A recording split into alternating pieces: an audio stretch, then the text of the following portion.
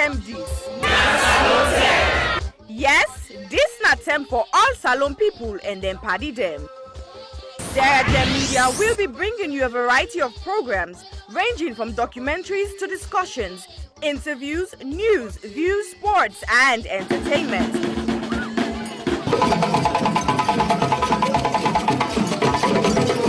Our programs will contain matters on development, governance, the economy, and issues that are of importance to Sierra Leone.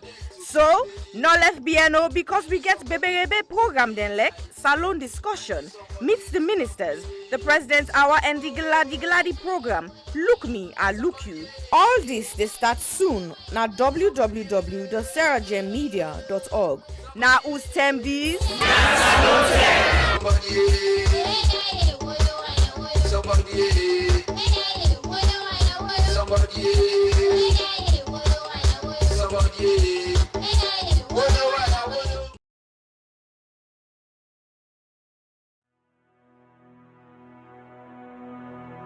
The total population of Sierra Leone in 2019 was stated approximately at 7.8 million.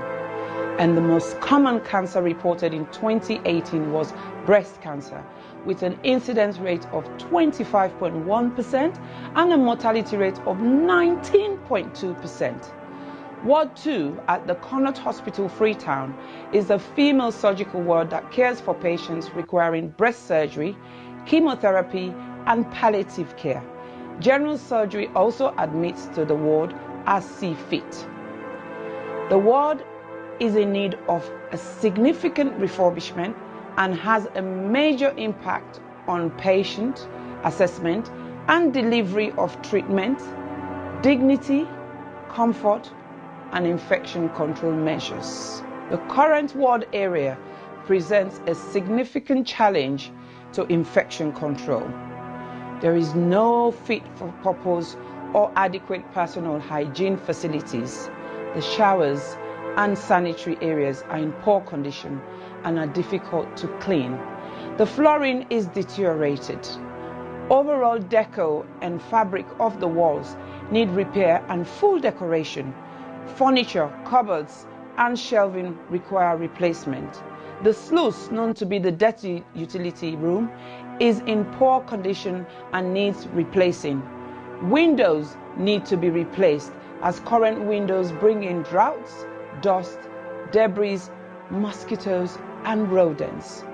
There is no designated area to provide a day service for patients receiving chemotherapy.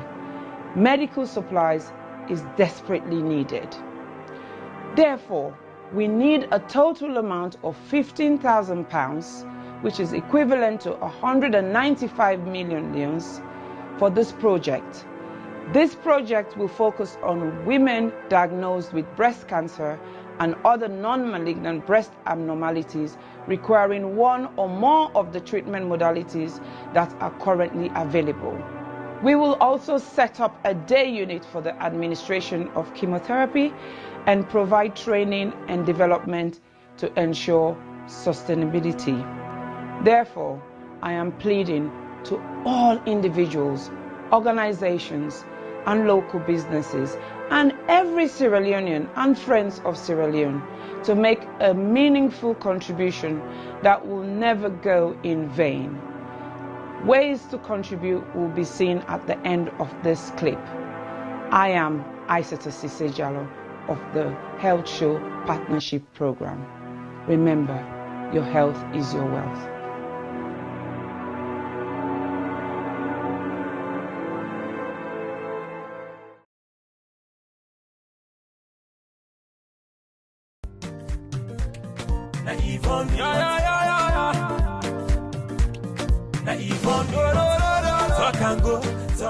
Mina Yvonne Akisoya, and 11th May 2021 make me 3 years where I don't day in office.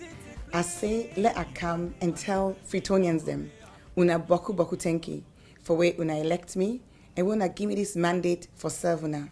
But I not just want to tell una thank you for when I elect me, I want to tell una thank you for what una don't work with me and work with the councillors, work with the staff of Freetown City Council, work with so many stakeholders, including the central government, the international partners, the local partners. I want to tell Una, the Freetonians, and thank you, but I want to tell all the other groups and the Boku Boku Tenki. Together, we embark on a journey for Transform Freetown, and in nobody not being say it go easy. We published the plan in January 2019, and then in January 2020, we published with first year report, and then in January 2021, we don't publish with 2-year report. Inside the reports and day, you go able for read in much more detail, waiting we don't achieve. But family them, I still I just share today some of the things that really make me heart gladdy pan this walk here. One thing I'm really gladdy about, now the wastewater treatment plant where we don't build na King Tom. This is the first time ever in the history of Salone for let we get the thing we come on the toilet. Instead of it just gonna grow na King Tom, it actually they go into a plant where they get for separate the solid from the liquid and get for treat them and waiting get for come out can go towards manure. It can now be safely the liquid can now safely be disposed into the waterways.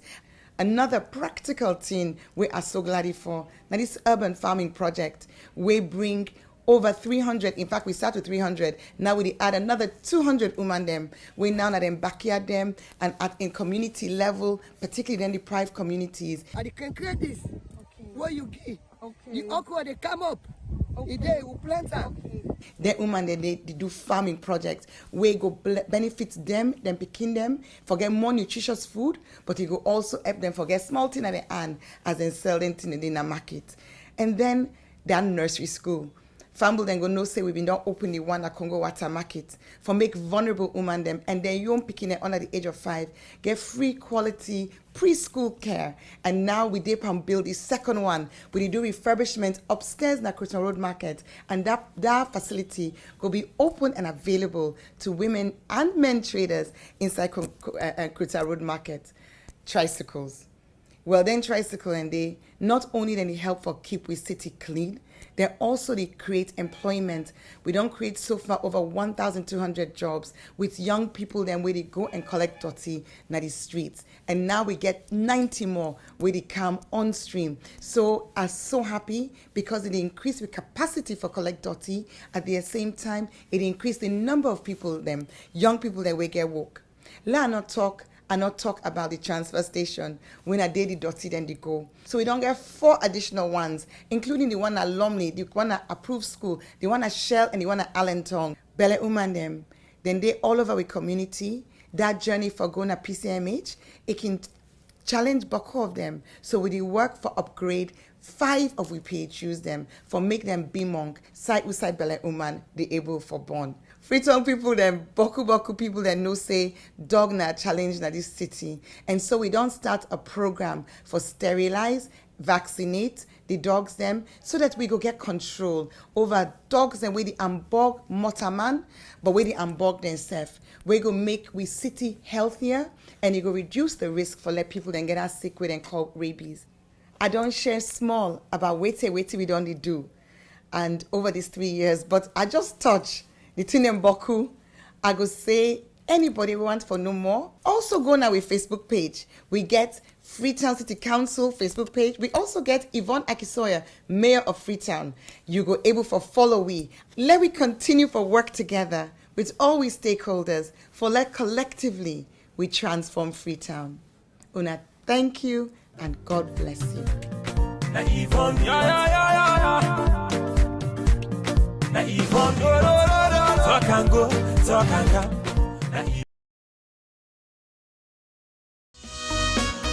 Hill Valley Academy is a school that provides the very best opportunities for our students to develop, grow, and mature into young adults who are encouraged to become patriots as well as global citizens. We have high expectations and ambitions for all our students. We provide a caring, supportive, tolerant, and challenging environment in which all individuals can grow and flourish. A graduate of Hill Valley Academy is a well-rounded human being capable of making the most of what life has to offer. We actively encourage academic excellence with a sense of responsibility. We look forward to welcoming you to our school and to meeting you in the not too distant future. Because together we achieve the extraordinary.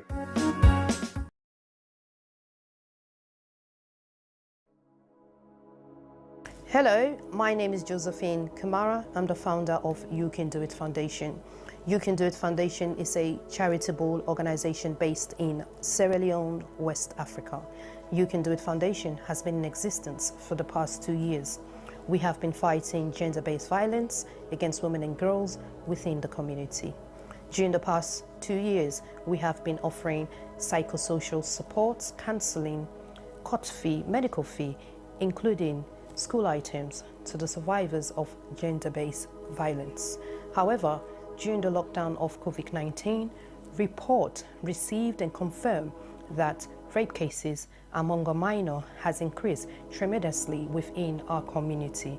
Because of this, You Can Do It Foundation has secured the land to build an accommodation for the survivors of rape.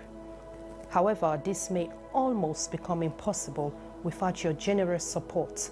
We need your help to build this home for the survivors. Your help could be in cash or in kind.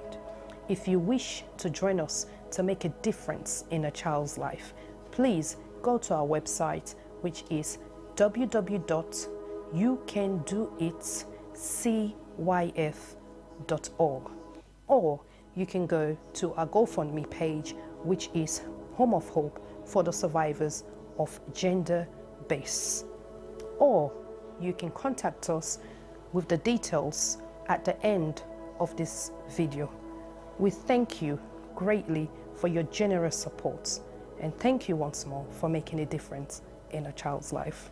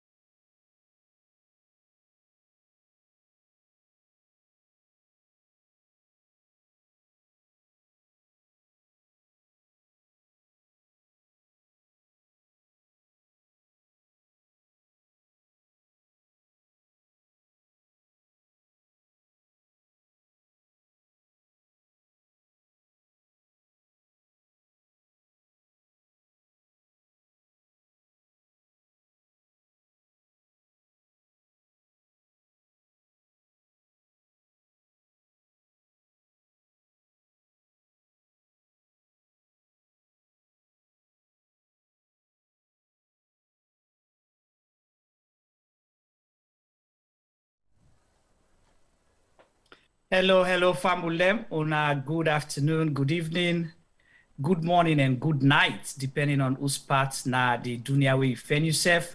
We say welcome to Sierra Media. Today, Thursday, it's a special edition on the big discussion and the big Salone debates. Me, una host, Chernoh Bah. As always, we say welcome to all we Facebook followers and viewers, as well as those on YouTube, and we fans them all over the globe. We're happy for Getuna, and for the newcomers, we say welcome, and we hope una go get a wonderful time with we. Without Tuna, we not get a program, we not get a platform. This is the people's platform. Usai, we did discuss everything. So once in a while, please feel free to send us your suggestions, your comments, and things them we're not interested in. and suggestions them how una think say, or feedback how una think say we need for improve the platform. Today we get a big discussion for una, but we want for ask una all, please share the program with your friends, your network, and your colleagues and family members them as well, so nobody will miss out. Sometimes and they find for be part of the discussion rather than somebody go tell you or you watch them you angry. Welcome, and I get my co-host, Mr. Sylvester T-Boy Dugba, the man with the third eye. You know, so now a new name that one they would on game. T-Boy, welcome and say hello to Fambulem and tell me waiting at your expectation for today's program. You also make I can let you business some thinking that you can come with something totally different. Now you don't give me the man with the third eye. Then today you call me with full name. Yes. Why? It's deliberate because I want to let this program there on record because we get for the reference you know, time without numbers. This one they go official again. You just say you want to put me on record or you want to put yourself on record so that me to be there on record. Well, nice. So you know go balance say what the reference that you are going to say T-Boy was part of the conversation, you know, and now we all there inside the soup. So well, now all Sierra Media is full on with this program. So they call the full name them. Over to you. Who know you know you. Yes. Anyway, welcome viewers and welcome to another edition of Sierra Media Live Online. But guess what? Today we there also again for the same thing we always there for. Speak it out and let the people hear and get the people's opinion and their views as well. Because without that, we were nowhere to be seen as a nation. So the nation not making full of so many things that we I feel say they unravel. And now the unravel situation now we there on. And when we there on the unravel situation, it means gravel oh they go. Bola oh. Stone oh. Juma, I didn't call last stone where they can dig for build foundation. This one, Akpata, iron stone. No, then get the different way. Ball stone, all thing now with a clear. Yes, all thing. Yeah. So today, not only foundation, we don't begin raise the roof now. We don't begin lay the block enough for me the host begin stand. Wow. Because we don't build the foundation done. We don't get all we ball stone, we gravel, sand, iron stone, granite, you name it all. And I think the good thing about this construction now because we're able to forget the building materials then before price go up. So nobody no go say what you call them iron rod no day, sand no day. We don't get the building material. So now for just they go up no more now and the contractors them, you know, already they stand by all the time. That person where you don't go buy you building material then from. If you don't buy, you don't pay. The price they change up so much. Yeah, but not for your own building. All things still na locked price. Anyway, yes, tonight keep it clean, keep it safe, and keep it normal. Everybody's views is respected, and everybody's opinion is necessarily relevant at all given points in time. But remember, your opinion is just your opinion. Somebody might have a different opinion towards yours. So respect each other's opinion and keep the chat room sane. All right. Thank you. Right. Thank you so much. Welcome everybody. I see we Facebook people. T-Boy, if you seen at the YouTube, I don't know that day, but I see we have Alice Bendu Amarawe cake work for camp. If you call them, you never for keep up. No can talk about Casada Kitchen. Are they give shout out? You need to give shout out. You see, Mr. Isa Kamara, Tina, you know, Shiba. Ramata, we get a full house now. Arun Pape, Usataya, you said they call this. No. Me, I didn't call. I think I've been called all day at the house as well. Well, Santigis is safe there. Full house for today program. And that's why I could anonymous say evangelists they around, and if anything, it will give us some prayer of whatever it might be on the day of the show. All right, okay. So we get evangelists on at the YouTube. That's fine. That's fine. On YouTube. All right, and the one the way they watch Anonymous as well, we respect and welcome on all too. Anonymous, now the one they will get for begin find out so that they're not the Anonymous. No, can find out because they can call and give feedback. No, so they click some device alongside the Anonymous. They want not feeling a joke you got live. That's fine. All right, well, now the technical side of course we get Mr. Femi Pama. Call me real name, not Femi Pama anymore. Oba Femi Pama. The no, you left one because you about Femi Pama and Boku call the other one. Wane kola no the keeper, the keeper. The keeper. Dama we like fetch with the farmer. All right. Well, Fambulem, today we get with we, as you know, Mr. Chernoh Bah, we are the editor for the Africanist Press. And as you know, Africanist Press is a Pan-African news agency, news institution, where their specialty mostly now on investigative journalism. And as soon as earlier T-Boy been say, we declare all things, where then they do investigation, every information matter, so they can get around. And particularly, for the past, I'll say 2 years now, focus has been on Sierra Leone, but this past 9 months, it don't be really precision.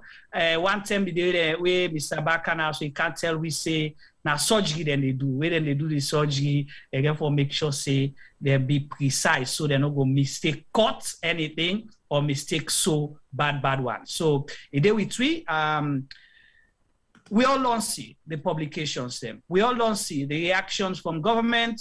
Sometimes the government we don't know sign for belief. Sometimes then they deny, sometimes they accept, sometimes then they middle at the road. But one thing we still not clear it, government still not accept say the Africanist Press now they pull this story now do. They can go say, then they're afraid for calling them. I don't know why. But hopefully someday we'll get a chance for can ask them. And the story then don't span from the president's office, from foreign affairs, different institutions or agencies them.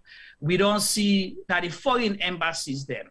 We don't see the First Lady office. So many stories them where they talk about either issues related to corruption, financial mismanagement, and so on and so forth. And the reason why it's important for them, we're all concerned, because we they talk about money, resources, we belong to 7-point-something million Sierra Leoneans, where some of them, and if they don't use them the correct way, if for better we all life. But, and again, one thing we get in common with presidents, we don't accept, say, corruption a big problem now with country, and on an Al Jazeera program, he say, all man corrupt na Salone. I don't know what he meant by that, but at the same time, again, he don't defend corruption about Boku Town Hall. But we'll come to that. Let's call Mr. Chernoh Bah and say hello. Welcome to CRGM Media again after how many months, sir? But we're glad you forget you now. So say hello to Fambulem and tell we how you done it. We see you get bulletproof glass before you as well. Tell Fambulem how do. Thank you very much, Fambulem. Good evening, good afternoon, depending on which part of the world you join this conversation. Yes, of course. It's been 9 months since we last appeared on CRGM for talk about the issues, and it's very important for return here again because we made a promise here towards December last year, and say by 2021 we make certain promises of what we intend for sure, and make the year 2021 a year of revelations. So 9 months later, it's good for return as CRGM again for re-echo that commitment we make and also review what has been revealed so far and the next phase. So I'm very happy for the year and always appreciate your contribution to the bigger discussions and issues. So even though I wasn't here, but I have been following all the discussions remotely, directly and otherwise. So you guys have been doing very great in leading the conversation and all of that. And now even people were in denial now, the platforms have multiplied, and which is a great thing. So we are no longer in lone wolves shouting in the jungle. So there are many voices all over the place. So that in itself is a great progress.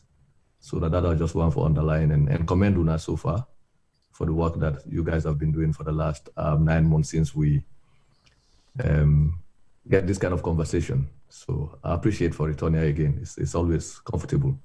Right. Thank you so much, and we're happy to have you back. And definitely, you and the Africanist Press team, we self-commend now on being steadfast and resilient on, tackling issues the way they affect we all. Mostly the issue about corruption and mismanagement of public funds, and also, without the information, it will be very difficult for engage with community, and people are not going to know what's in the happen. So now they give you the information, and that information we feed on, we'll be able for cascade to we viewers them all over the world. So like you stated, you become until we say January, say this year will be the year of revelation.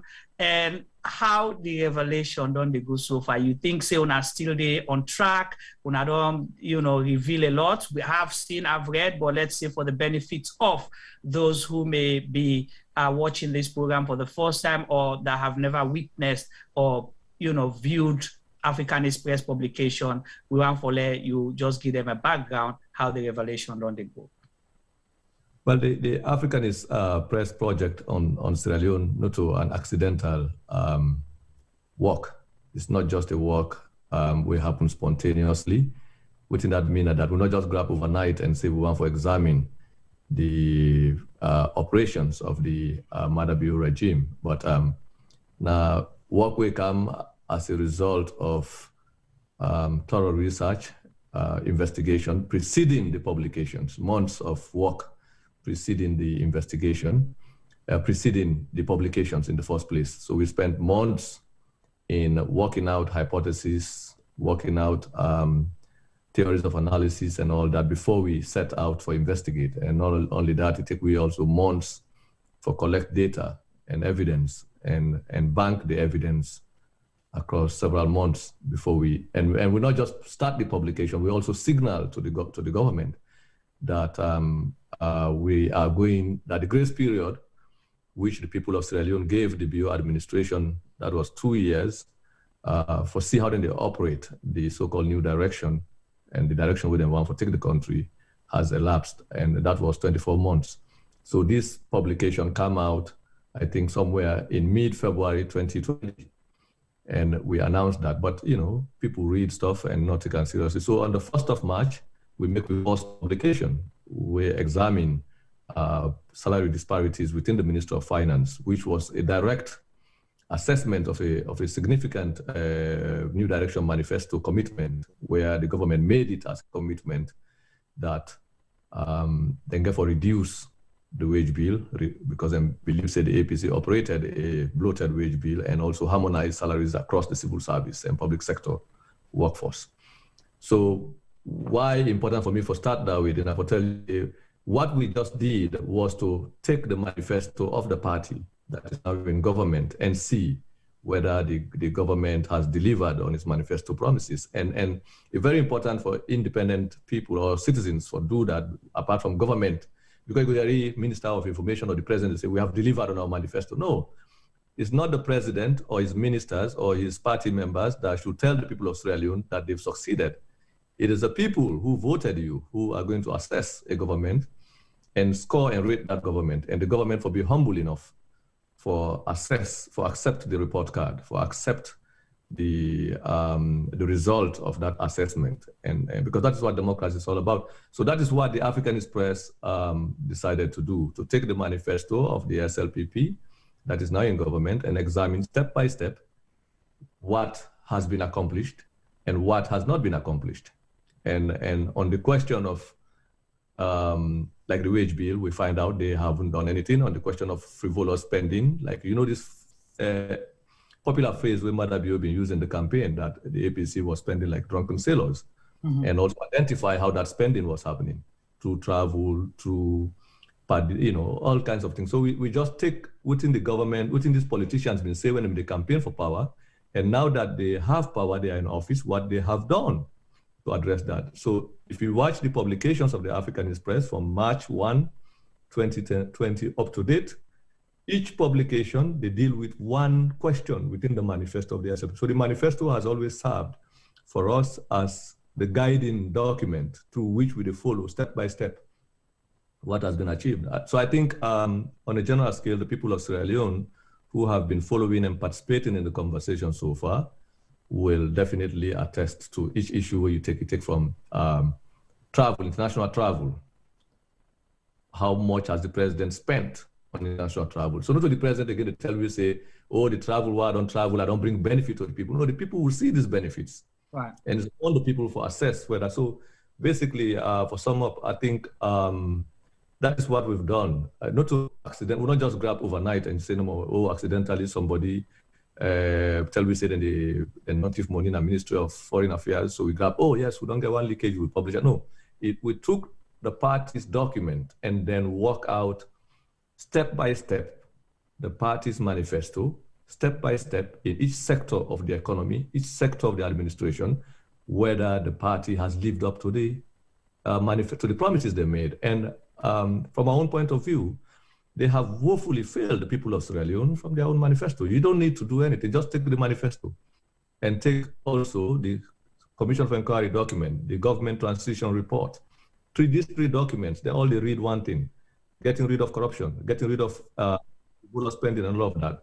And then when you take that and take side by side each of the articles and the evidence we don't produce, you can basically see that we are dealing with a failed regime, recalcitrant. Right. So you saying that before going into other areas of the Africanist Press, their work, you highlighted that based on your assessment and which you don't see, and obviously feedback from the people that you think say the government has failed. But the government they say, oh, the problem with them meets not to one the change or solve the problem in the country. How would you respond to that? Well, that's a double talk on their part. In one breath, they tell you say they don't achieve 30 almost from the 30 almost promises from them. Sometimes they took journalists to Bo. I think it was December last year, if you remember. And over 70 journalists they took to Bo. The amount of expenditure they did. Each of the journalists, they paid transportation for each journalist that went there. They paid their hotel bills, and they also paid them daily for being there as daily stipend. Okay. In the process of the discussion, I think it was 2 days or 3 days, then came out of that meeting claiming that they have achieved more than half of the manifesto promises, over 70% of the manifesto promises. This was made a public pronouncement by the chief minister, by the Minister of Information. And 2 weeks after that, they also held a press dinner in which the president invited these very journalists who went to Bo again, and also re-echoed that they have achieved everything, almost everything that they've promised. So if they come again and tell we say they cannot resolve the problems of Sierra Leone in 3 years, what are they talking about? They self-contradict themselves each time they speak. So that in itself, you don't need for begin to argue with them whether they've achieved or not. And look at the country today. Look at the inflation. Look at to the extent that they are now willing to give up the currency of the country in exchange for. So this is beyond the imagination of people who even support this. Even their own supporters are shocked by the level of incompetence and lack of honesty on the part of the administration for admit that they have failed the people of Sierra Leone and they need to recalibrate and do otherwise. But they have no solution to the problems. That's the thing. So if you claim you've achieved your manifesto, then how can you say you haven't solved the problem? Because the manifesto identified the problems. So if you don't deliver on the manifesto, how will you say you can solve the problems of the people in 3 years? So that's self-contradictory. So I think citizens get the responsibility for assess whether this is what they expected in this now getting to 4 years of Maada Bio and this group of new direction brigade that came to power in 2018, and what they have done with the power that people entrusted in their hands and the resources that went along with it. It's a serious situation. It's no joke. Right. The country is in a national emergency now. Right. Go again. You said the country there. It's a national emergency. Now we deal with now a situation where commodity prices are just skyrocketing. Nobody seems to be in control, and the president is just flying all over the place. There seems to be no control over the state of affairs in Sierra Leone. There's chaos in the administration. This calls for make citizens begin hold a national conversation around demanding answers. Why commodity prices don't go, why the Leone has lost its value among all African currencies, not comparing with even West Africa, just compare within West African region, Guinea with all the so-called crisis where the Guinean currency is trading higher than the Leone. Liberia, same thing. So this tells you that we are faced with a national emergency of a greater proportion, both economic and political. You don't understand, where the government no even get a handle on, and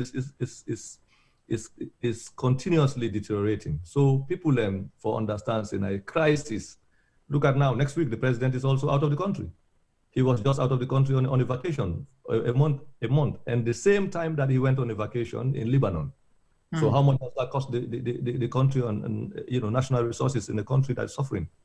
And they will tell you, say, next moment, they will tell you, say, IMF don't give them 100 million, Global Fund don't give them 100 million. They tend to think that the people of Sierra Leone do not understand how the global community work. They feel in an angry sense. They talk about a bank giving charity. So this is, when you talk about progress and development, what can I tell you about? They don't get a handout as proof of progress. This is a serious crisis where we're not even able to understand, because we get bombarded with the problems. They don't so much that Sierra Leoneans not even able to understand within at the scale or the magnitude of the problem we confront. Everybody has become confused because it's a crisis. Because that was going to be my next question before I come to Tibo. Let's see what's in the chat group them. Call one for let it be more inclusive. You highlighted, national emergency, and citizens should be, asking questions, should be holding conversation. But like you stated, the problem then so boku that it's like say, I don't know why. What do you think is holding people from, voicing out? Because we see, say, the media is not doing what they're supposed to do. The civil society organizations are doing what they think is right for them. So why are citizens, everybody just don't give up? What do you think the problem from your own assessment? I don't think saying I just give up. Along with this economic disaster where the Bio administration are introduced in the country, and the fact that the climate of repression is heightening, where you get a government where incompetent, political leaders who are incompetent, and they don't obviously mismanage the resources and the wanton looting of public funds, as we experience with the evidence that has been produced so far in front of us. The government now becomes so incapable of dealing with the problem that they feel say the only way now is to terrorize citizens. As we talk now, you see a couple of weeks back or a couple of months ago, you remember the young man in Bo. Yeah. Who talked about just what he thought was development that preceded Bio was bundled up by party militants. Look at the violence against people where they talk, to the extent that even an imam, a religious leader in a mosque, had to be expelled from preaching his faith, from talking about his own religious beliefs and what he thinks they happen at the country, has to be removed from his position of being a religious leader. Then at the extent to which the country don't become a repressive, a dictatorial environment. So people are naturally going to be afraid. There are also people who have been co-opted into the system, who cannot speak because definitely the situation is so narrow that they are beneficial. So that one, the Minok will talk about them again because we've talked about them in the past. But there are also independently minded people, activists and other people who cannot do otherwise because of the nature of the violence and the terror where the government don't introduce, saying a fear.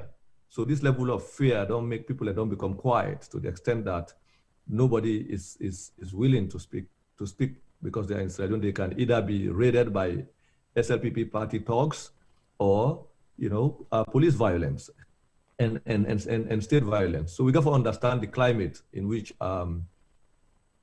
we country day now. You don't understand. I receive phone calls every day, people telling me, don't come to Sierra Leone. I believe when I say they get the same kind of advice. So, and it's not just us, almost everyone. Now people have to contemplate if they will go holiday or not. People within the country will also think, deciding they talk and how did they talk, thinking that the next person, they're going to be targets. So this, in addition to the economic hardship, is making it difficult. But this also a sign of the emergency, the disaster where this Bio administration introduced in the country, where for serve as a common danger now for everybody, regardless of which political persuasion you get or which political belief or party you belong to. So I think we not deserve this. Yes, you can excuse at times incompetence, but when it comes to violence, where the state has resorted to terror as a means of control, that one in a situation that should not be tolerated, because then if conversation not happen, that means progress not going to happen. And that the extent to which we don't degenerate in this getting to 4 years now of the Bio administration.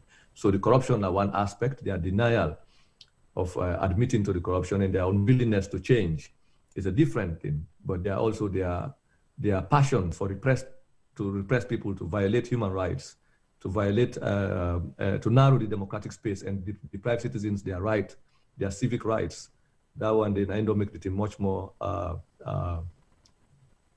horrible and dangerous for everyone and every citizen for be concerned about this kind of situation, because if it continues, it's going to lead to implosion, and the consequences will be too much than we can handle. We will not talk about how to manage the economy, but how to restore that civilization that we have been trying to nurture in the post-war environment. And that is what these people have consistently tried to, get rid of along with their looting of public resources. So it's an unbelievable situation, but also concerning.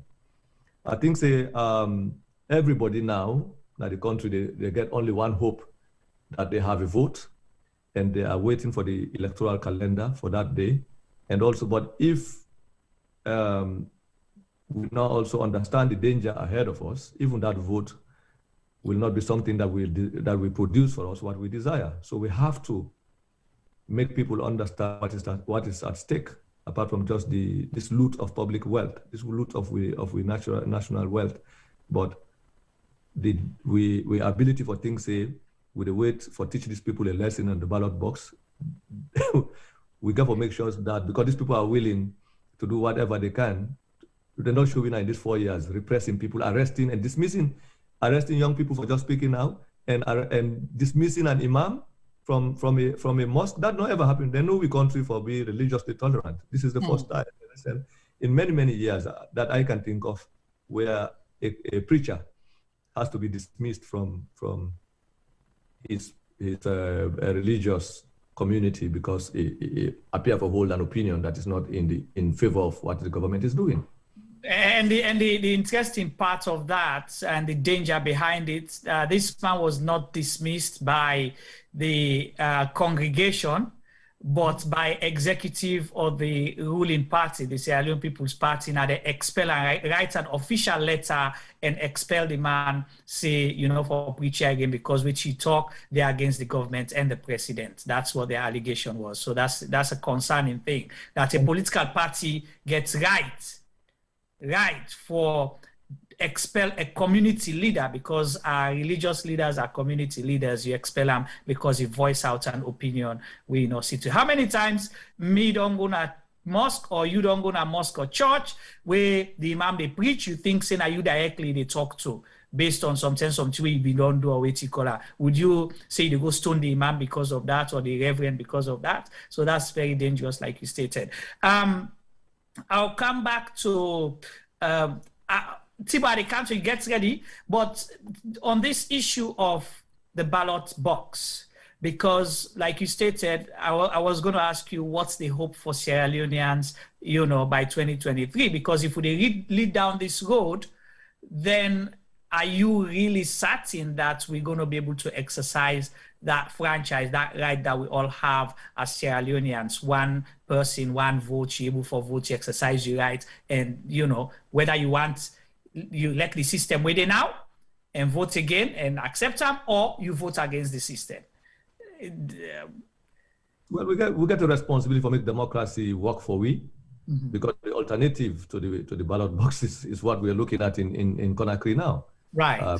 And other places in the region, and this is becoming a recent, not new, but a new phenomenon where the direct result of the failure of the electoral process for restore to citizens what is their actual aspirations for national leadership. So we don't get several elections, and if the electoral process not for be something where we say we don't get government and don't change. We change from Tijan Kaba to Anes Nkrumah. We don't change from Anes Nkrumah to Maada Bio. And leaders, and this thing about 10 years, it's not in the constitution. The constitution say when you are elected, you have one term. You have to renew that mandate based on what people and think about you. And why is that important? The citizens for say we get the responsibility for make sure the democracy work for we.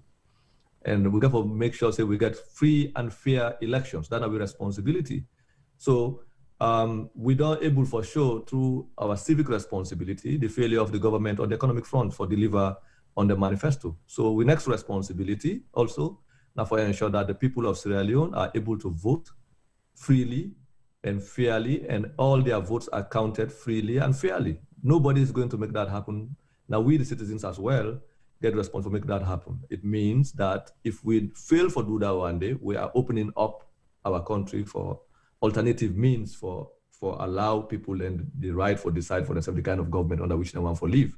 Mm-hmm. And by every indication, nobody's willing to live under a terroristic government as we experience now. Nobody no one for live under a government that steals money, that loots money, where the president and his wife can think that the national treasury is their private purse, where people will think that they just have right to travel with money as they feel like, load millions of dollars in aeroplanes and go on a vacation with their families as president, and you think, say, the state owe you that. It's not a gift. Being a president doesn't mean you have, a free license to loot the country. Nobody wants that kind of leadership.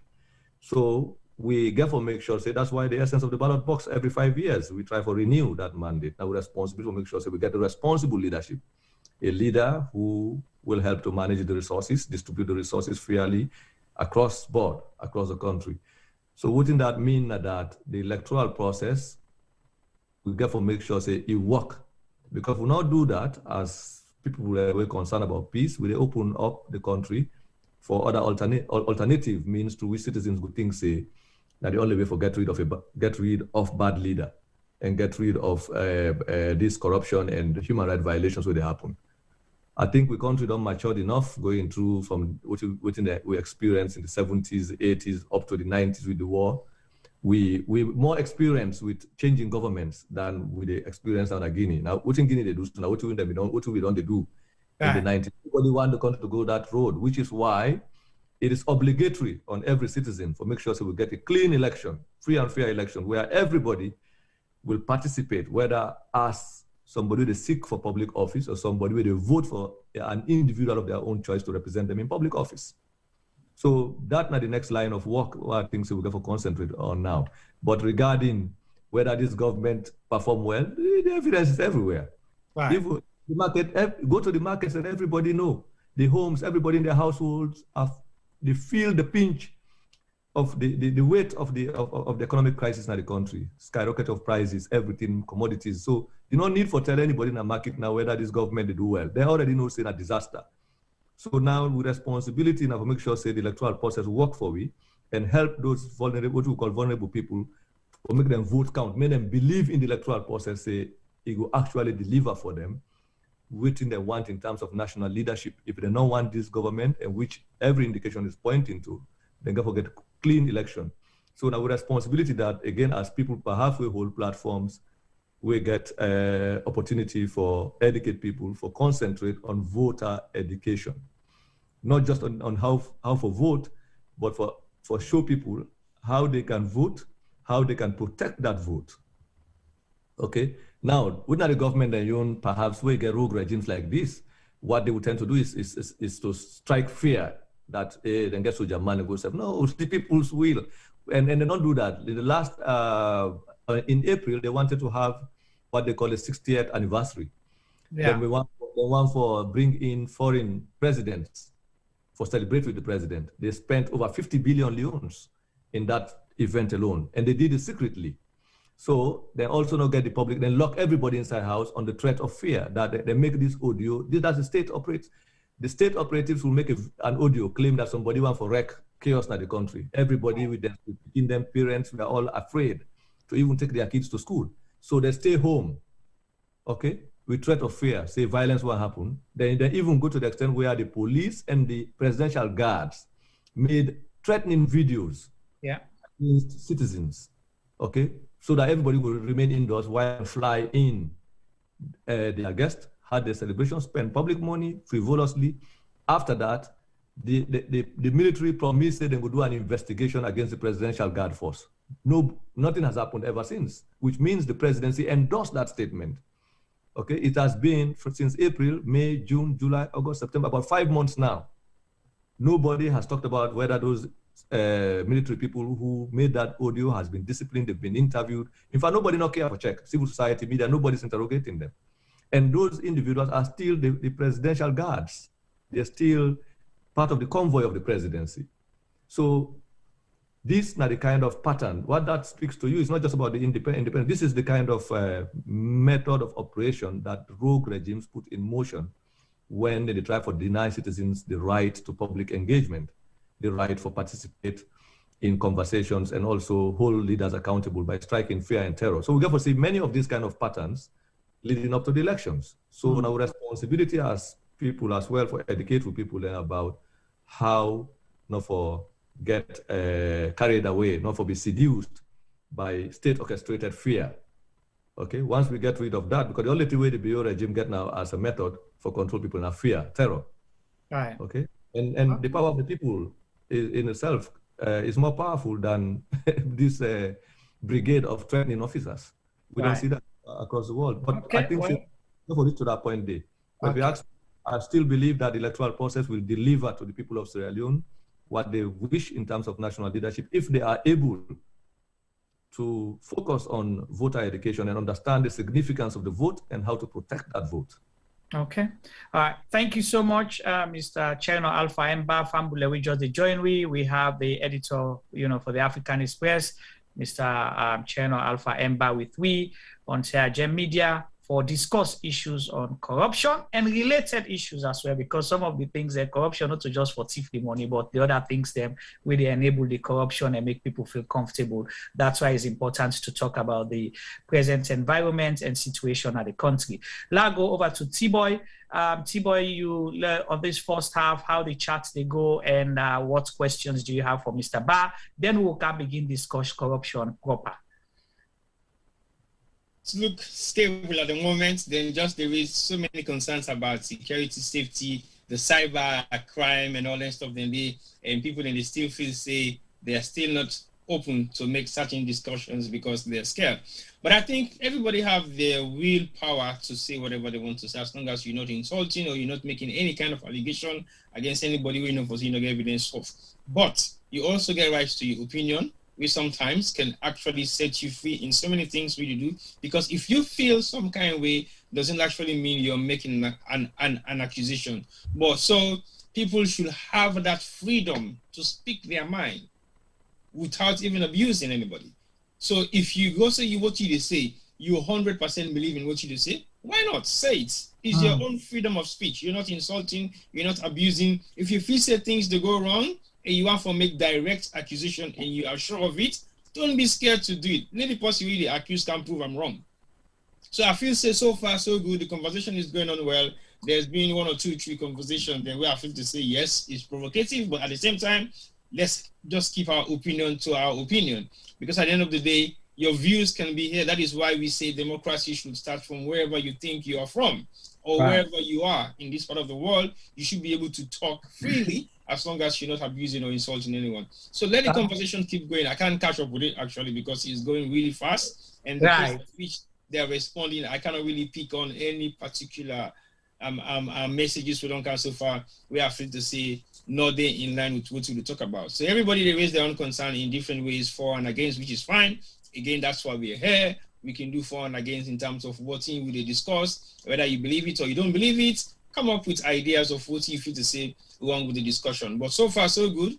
I think Mr. Bah don't do a very good introduction in the beginning. We don't go do some amount of flashback from where we started to where we are. And some of the issues that will happen of recent, we are free to say, are very much concerned to Sierra Leoneans. We now the imami issue, but somebody put in the chat say they don't transfer the imam for Gomakini. I don't know how true is that. I think I saw something relating to that as well. Say them they plan for make like commodity for Gomakini.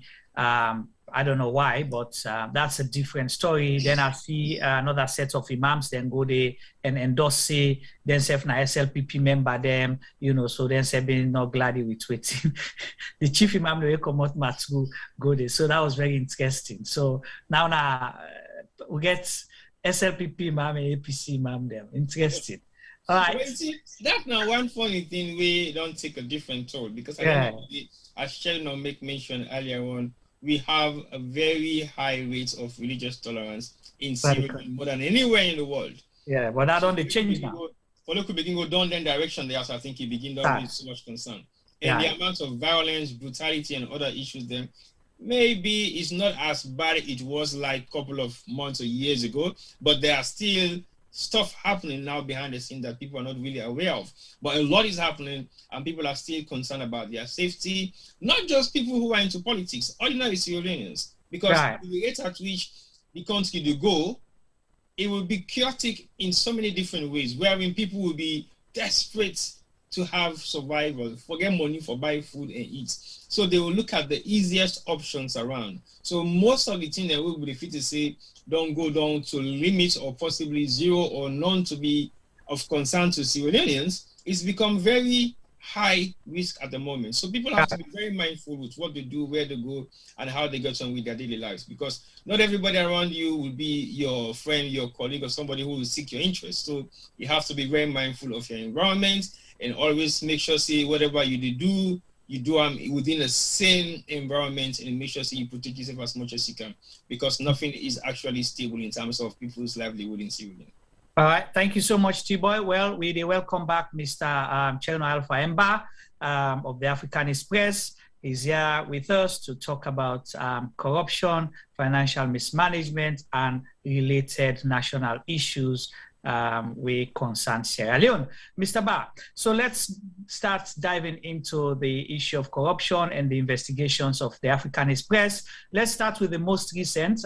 We see that recently you published something relating to the National Petroleum Directorate, which we believe it's a department or agency directly supervised or, you know, under the presidency, correct?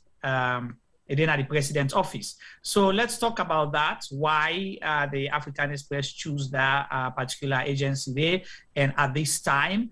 And also I see something that had to do with the president's nephew, where the Africanist Press say, you know, the directorates pay for our money for go study overseas. So let's talk about that first.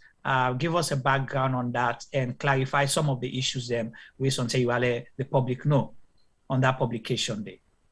Well, the importance of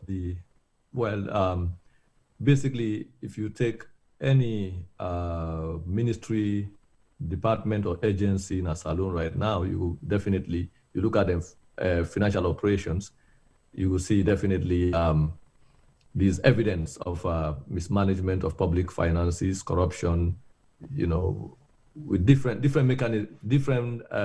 methods and styles of diverting public funds. Either you will see massive cash withdrawals will not conform with the banking regulations of the country. We don't highlight that. You will hear SLPP supporters in their own desperate effort and the government for everything to do with the money. Where should we say the money go? No, the law does not permit certain kinds of cash withdrawals, especially with public accounts. That's one. For instance, the law not allow you for withdraw more than 50 million in a particular checks. Now we get a situation where one individual will go to a bank, withdraw from a government account 250 million. The next day, the same person go. The other day, the same person go. So within a week, you find out, say, 500 million has been withdrawn cash. So then the bank governor will tell you that people are taking the cash and holding it in their houses and go to the extent what is in previous government officials. But when you calculate the volume of cash withdrawals across ministries hold on reports, so it's hundreds of billions.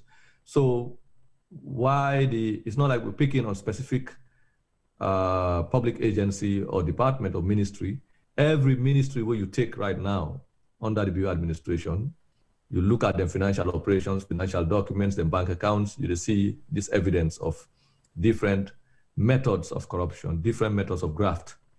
So in the case of the Petroleum Directorate, which is directly under the supervision of the Office of the President, you see an example of two things in the two articles we don't publish. One is a case of nepotism involving the president and your nephew. Nepotism is also an element of corruption. That's one aspect. You see the president, through the president in relationship with the nephew, the president make the guy get a job, okay? Now the Petroleum Directorate. So basically that in itself is a violation because the recruitment into every agency will go through the Public Service Commission. This guy, there's no evidence that he went through the Public Service Commission in the first place. Then this guy begin to work, now the ministry, even around more than a year, then give him a scholarship for go do advanced training. I mean, then give him money for go do training. Now, UK, from public money, not like from the National Treasury, from the Consolidated Revenue Fund, then send him go do a master's degree. Now, there are questions whether he complete the master's degree or not. That's a different conversation. But for we, what we're concerned about, now the use of public money by a relative of the president for go do a master's degree at the expense of taxpayers. And then the law talks say, in the first place, the man now served the institution for sufficient number of time with the institution for things say he is competent, he is the only person that should be sent on training. So there and then, first the recruitment of the man was based on his relationship with the president. His identification for advanced training was also based on the fact that he is a nephew of the president. Then the going to training again was the use of public money. This is not in family money. You go ahead and people say, now the president in family, so what if you help him? No, you cannot use public money to help your own relatives. Okay? So not a case of where the president pull in your money or in your salary, he pay for a nephew or in Peking for go study.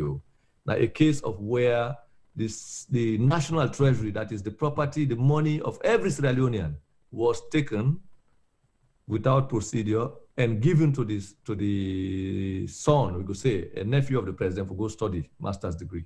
Now, whether he complete the master's degree or not, that's a different question. But that process alone, a violation of process and a corruption.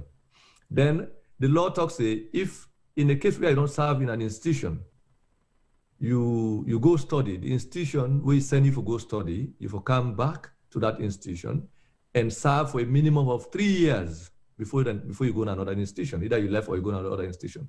Now, this guy went to study, and then before he complete even, because he's claiming that he completed his master's degree in July of 2020.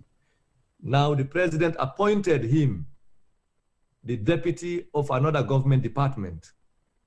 Okay, the president appoint a nephew. We don't go study in England. So technically, this guy was still in England if he was still there when the president appointed him in April for go serve as deputy director of the Sierra Leone Road Safety Authority. So that was even supposedly 2 months before April, May, June. In fact, 3 months before he supposedly complete in cause. Then the man resigned on the 20th of May. He resigned from the Petroleum institution. He go now. So 3 things don't happen. He went on study from money that was in the accounts of the Petroleum Directorate. Okay, there's no evidence that he was. Why they identify him, other than the fact that he's a relative of the president? Because there are other people who have worked in that institution who have never benefited from this. When you look at the account, they find out, say, there are staff in the institution who have the 2, 3, 4 years, we get training. The only two them pay for them, we could see study allowance, 1 million, 2 million for do ACCA. If you look at the accounts, you find those things. But this guy come in less than, not even more than a year, then said with $40,000. And at the same time, he was also receiving salary. He was also receiving rent allowance, 50-something million rent allowance. His salary, they run complete for this whole time. We supposedly they on study leave, and he was paid allowance while studying, study allowance and all of that.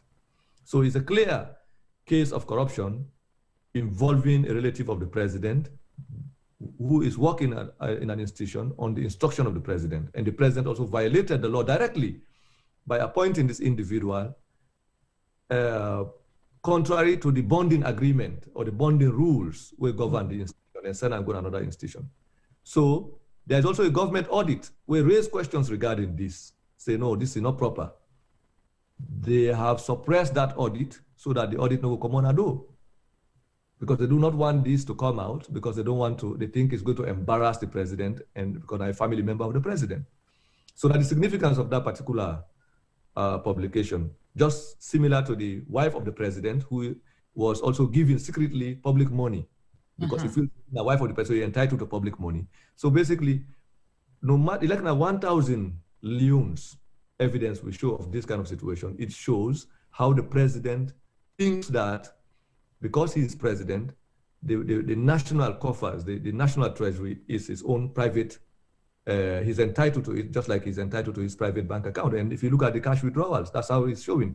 Right. So Mr. Bah, you don't highlight this issue, you don't try for simplify for people. And so that means the Petroleum Directorate lose out because their funds has been used to sponsor someone with a, guarantee that this person, they come back with, knowledge, skills where they can help for advance that institution. But now the president, before the person they even done in cause, they don't appoint some other side. So 40,000 plus whatever they give, because even in the United States and other parts, you work for companies, they'll, finance your education some way, somehow, if it's, if you are, but then you get for guarantee for stay with them for a certain number of years. If you decide to find another job somewhere, you can find the job, but you have to pay back that money.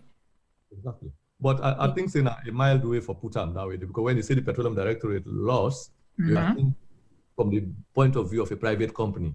Right. I believe, say, for people who don't work in the private sector, say, like now you get you own Sierra Gem, decide for fund somebody, then a Sierra Gem lost. But in this case, it's not Petroleum Directorate that has lost.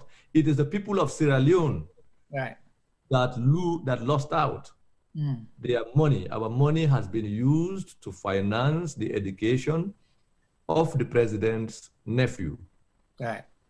With no other reason other than the fact that this guy is a relative of the president. It shows how the president and his family don't take the state as their own personal property and the money of the country as their personal property, that they can do anything they want. That is what you see with the behavior of the wife of the president, the behavior now of other members of the president's family, in this case, his nephew, as one example. And these examples are many. You go across, you will find out they are contractors, they are running government catering services. They are running restaurants that are supposed to be run by institutions of the state, like look at the Cube and all of these situations. So, and look at the appointments of relatives of the president in various sectors of the administration. Not only that, but they have frivolous use of public money as their own private money. So that's not the thing. So it is not the institution that is loose, because the institution in itself they are using money that belongs to the state. Right. Now we point out another example where this same institution supposedly hired a contractor that they were paying, a consultant that they were paying $8,000 without following the procurement rules. So these are all examples. When you look at every government agency and department, you find this evidence of graft and corruption, abound. And I think the significance of Petroleum Directorate, as I mentioned, for we in the Africanist Press, now an extension of the same story that we saw with the wife of the president, and also that we have been seeing with the president's own direct use of public funds. Right. And this now corruption were authorized by the presidency, we directly involve the president, not to in hangman them or in own appointees them, because there are situations where you will hear people talk about the president will get problem and ministers and this and this. This is not the case. This is a case where the president is directly aware, is the author and authorizer of this corruption, which is why you find out that he has been defending He has no choice but to defend this corruption. He defended it on CNN, he defended it on SLBC, he defended it on AYV, he defended it in his town hall in front of the whole country. And to the extent that he said everybody corrupt, in fact, so which means he's saying corruption not for be anybody in business now. But he promised to fight corruption. He's claiming that he has zero tolerance of corruption. So we are putting this evidence in front of him to see exactly the difference between his public pronouncement and what is happening, because ordinarily people will never see these things. People will just read and go, no. They will talk about it as rumors. So what we have done is to present the evidence to the people for what they have seen and what they've been talking about. Everybody when they talk about this, the first lady, they take government money, the first lady, they deny. I was okay, since they deny, we could show the people there. Because we could show the evidence. So we are like, we can't like referees in the process. People, they accuse the government, say they're corrupt, government, they say they're not corrupt. Anti-corruption, they defend them back, say they're not corrupt. So, okay, so since that the situation is, we decide, say, well, let us present the evidence of this corruption in graphic terms. And we try to do this not by rumor or by anything, by the government, their own bank record. And the bank record starts from the president to the president in welfare, the president in chief minister, or the president in foreign minister, or the president in your small institution and all. And it's everywhere. Right. We can wake up one morning and say, this ministry is so easy to see. So right. So my question is this. We've seen a pattern, okay, since the Africanist Press consistent publications, okay, on the issue of corruption in Sierra Leone. Firstly, it was a complete denial, okay? Yeah. Then we saw, like you stated, now fake, okay? Then we see another pattern of justification, justifying, say, now the president he get right, even at the chat group, you say, if now the president in nephew, that means he no get right for get work day, you know. Then, yeah, so that now the pattern we don't see from denial, then what you call them to defending or trying to debunk, then to justifying, and now we don't know, confusion, don't they? Then they say this, then they say this. So contradiction the day between. Then they say, yeah, we spend, no, we'll not spend, we get right, no, not get right. So I want to tell you about that. So then shifts then they. Yeah, the expected.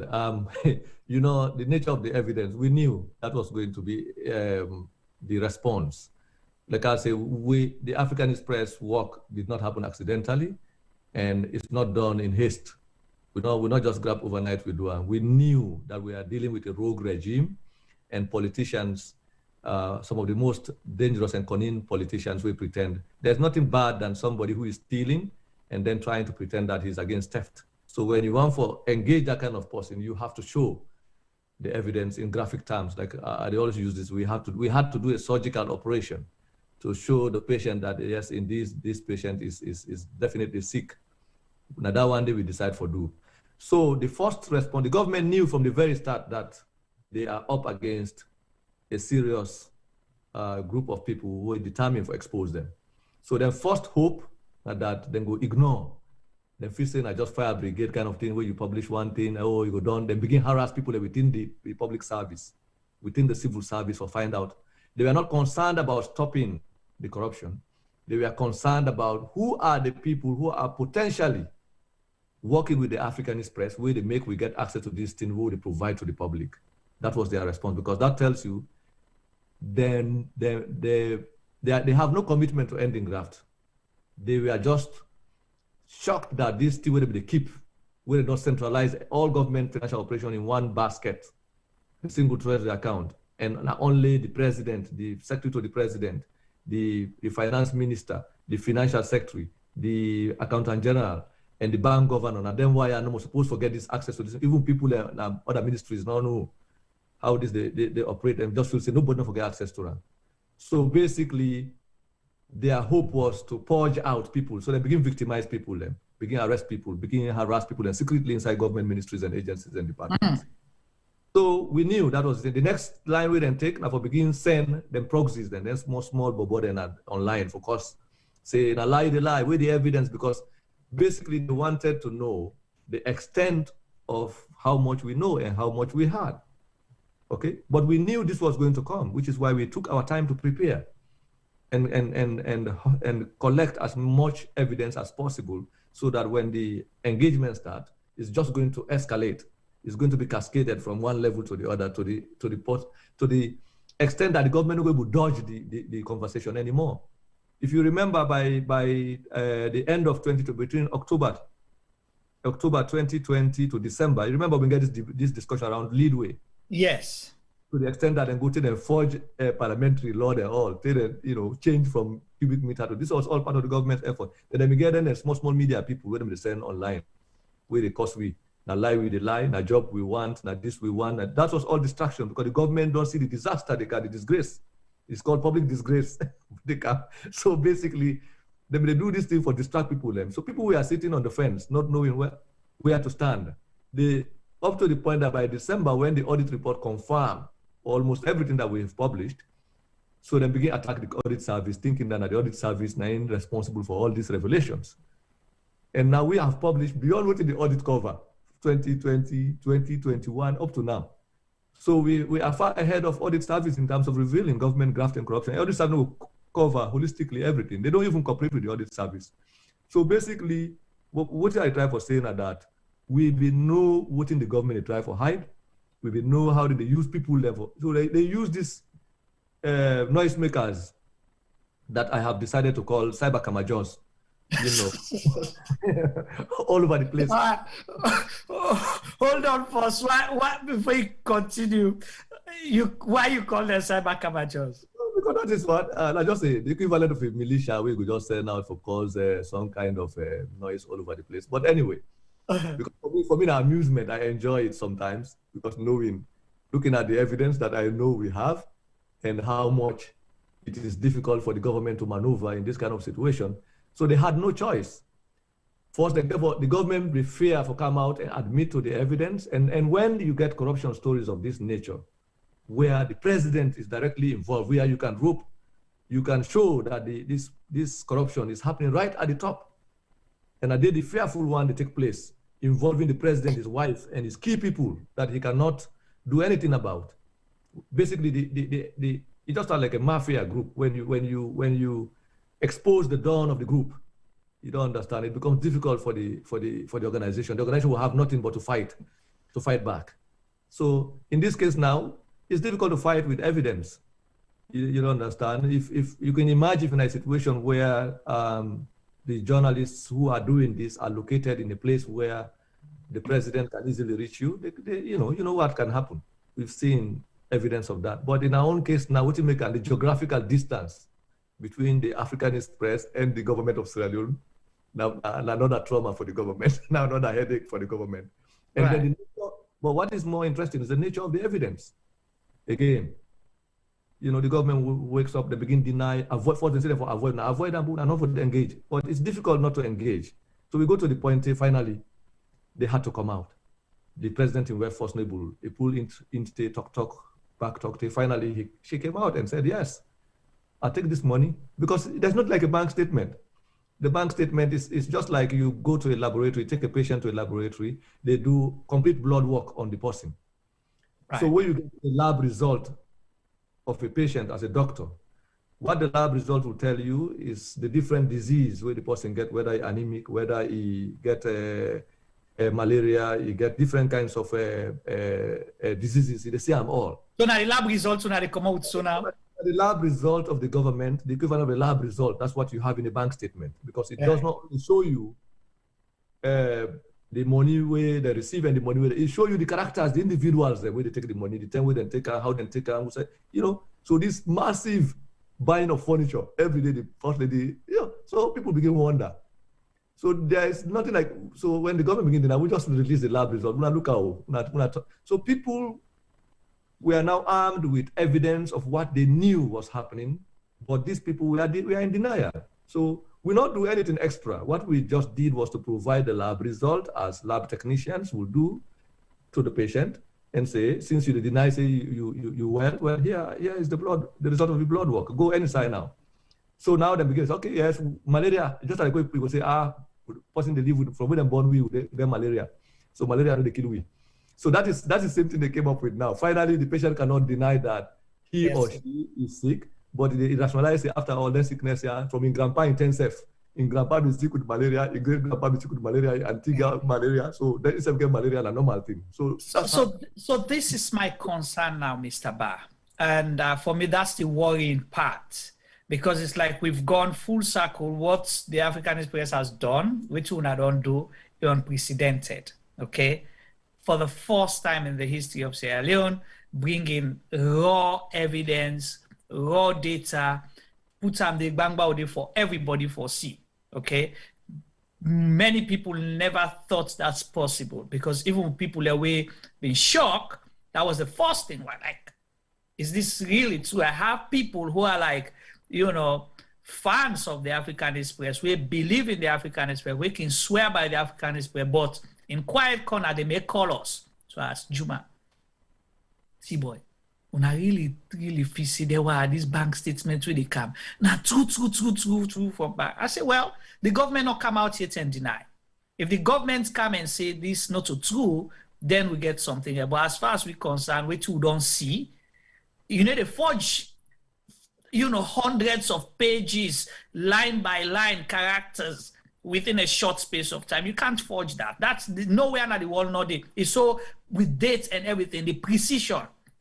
You know, you can't forge that. And government not come out and deny that. So that's been an answer, right, T-Boy? So that it don't be we answer to people. And not also? Yep. Right. So now we concern, Mr. Bah,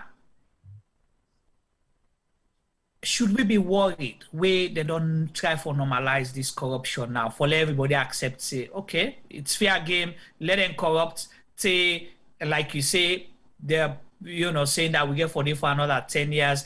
Then there's been a subtle way of saying, well, if there's any corruption, I wait, stay, wait the time done, other commission of inquiry for come. So for us, that's the worrying part. How do you think, as Sierra Leoneans, we can deal with issues like that?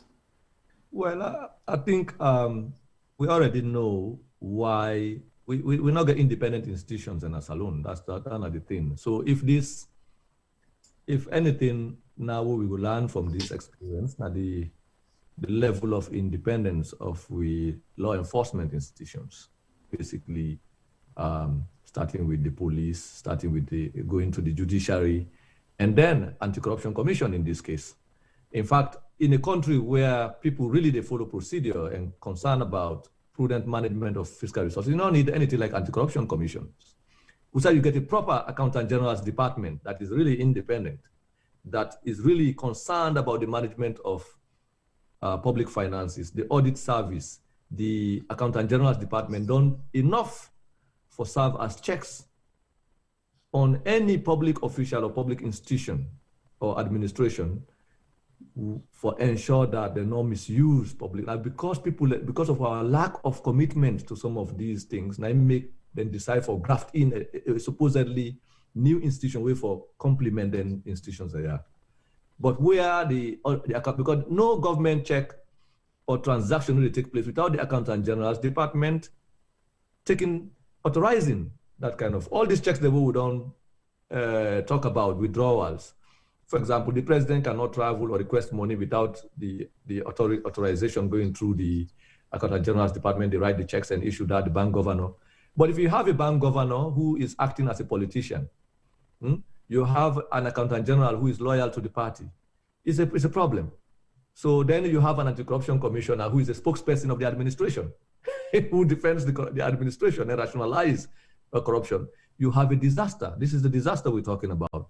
So I think, for me, the significance of what they do now is not just about how will these people be held accountable to some of these things. People are going to be held accountable, either now or in the future.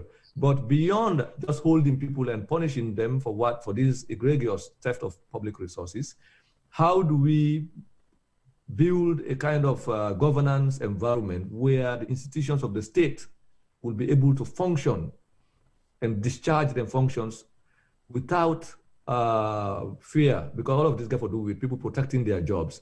The Anti-Corruption Commissioner is not just protecting the government, it's protecting his job as well. People in public institutions who are supposed to do right will not do right because the collapse of a government will mean they could then therefore remove them from office. One, his appointment was wrapped in controversy. So he knows if the government changes, he's also gone. And now how much is he earning as a salary? Did he ever earn such kind of salary before? What was his material condition of existence before now? How did he live before now? And how did he live now? At the expense of taxpayers? Is he willing to forgo that privilege? These are questions. So people are not actually commit, most of these people where they work and defend the government now, not the people who are committed to even Maada Bio or they are committed to their jobs. They see in the existence of this system as it is, their own interest, their own salary, their own way of life, they're able to fly first class. Ask the Minister of Finance or Chief Minister, all of these cabinet people, when they were flying, were they flying first class before? No. So this cloud, this privilege, that two of them go ready for die for, two of them go ready for protect, even if he rotten to the core, they know, you know, they prefer that one day the way it is so because they serve them than would serve. So we go for that make you see by March, then begin wage war campaign against the audit service. To the extent that people global times, when a public official, a board chairman, will even request openly newspapers then, government-sponsored newspapers, government newspapers in the right call openly, say them for sack or them for the Auditor General for resign, simply because the Auditor General they believe is controlling corruption. It's basically helping. They think the Auditor General, they help for expose government corruption. So they believe, say them for get rid of the Auditor General. Right. And so it comes down to one thing. The president said, they ask him, do you sympathize with the attack on the audit service? He said, no. He said, in fact, he's more concerned about the stress when we have the stress because in WEF don't use public money, not supposed to use them. People then they talk about her. So in WEF they cry. So the tears of his wife is more important to her, more concerning than the independence of a government institution way for ensure that public monies are kept and used appropriately according to the requirements of the finance laws that we have. So for me, I think it's not just about the concern here. What do we have to do now as a people for ensure, say, the institutional reform, legislative reform, maybe people say constitutional reform, but we need to get a situation where if there are people who know, say, then get security of tenure of their jobs, they can do right without necessarily being sacked if government change. Right. What that security, the people then believe, say, they can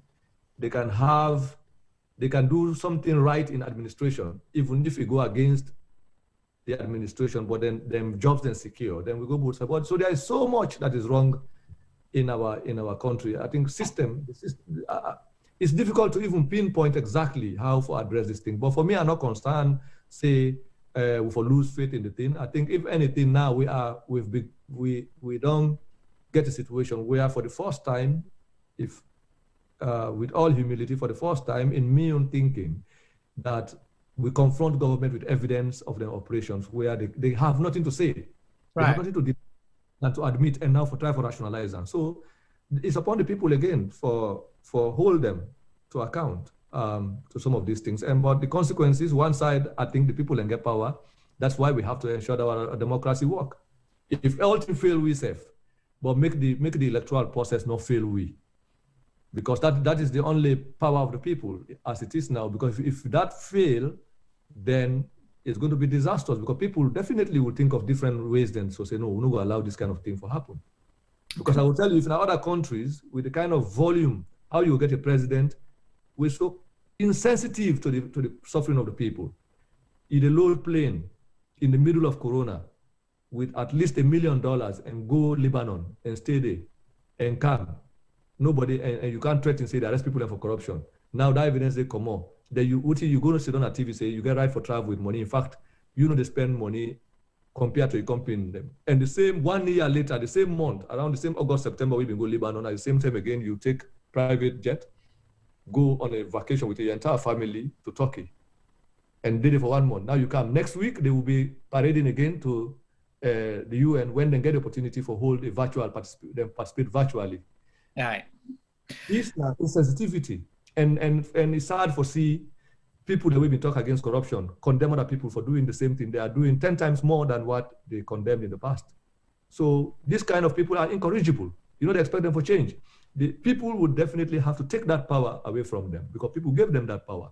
People gave them the power that has made them arrogant, that made them think that they can do anything and they're untouchable. When people use the ballot box and ensure say the ballot box speaks, then these people are then the power that they are now using to prevent themselves from being held accountable will be used to also bring them to book. Okay. But we have to go beyond just commissions of inquiry, punish people, indict them. We have to talk about how we will reform the institutions in a country where we have a good accountant general's department and a functioning audit service that are working correctly. We don't need this thing that we call anti-corruption. We don't need it. Thank you so much. Fambule with the Watchwe, we get mentioned even Parliament in the process. There's a parliamentary so Parliament, this institution, there are enough checks and balances in our constitution where for make this thing we call anti-corruption is not supposed to be a thing for us. Right. Well, Fambule with the Watch, that now Mr.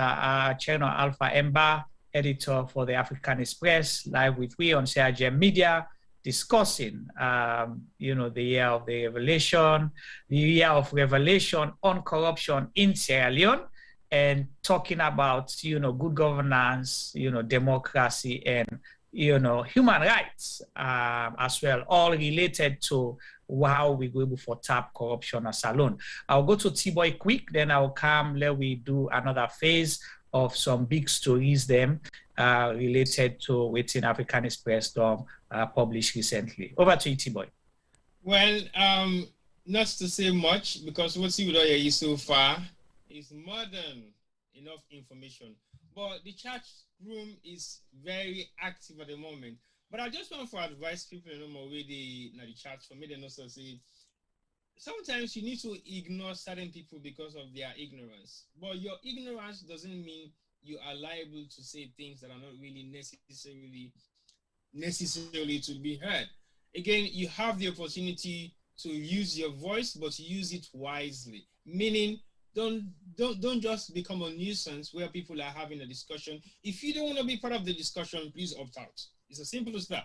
But if you want to be part of the discussions, don't ask questions that will not get you direct answers. I'll say, not just let people let them enjoy themselves. No, yes, I understand that, Juma, but I think also you can't be a nuisance when people are having discussions. If we're just having fun, it's different. We're not having fun. We are having discussions that are relevant to people's livelihood, people's future, and people's current state of having to live the life in Sierra Leone. So when you come into such discussions, don't be a nuisance. Ask relevant questions, make yourself relevant, bring in relevant contributions that will be meaningful to the discussion that we are having. But when you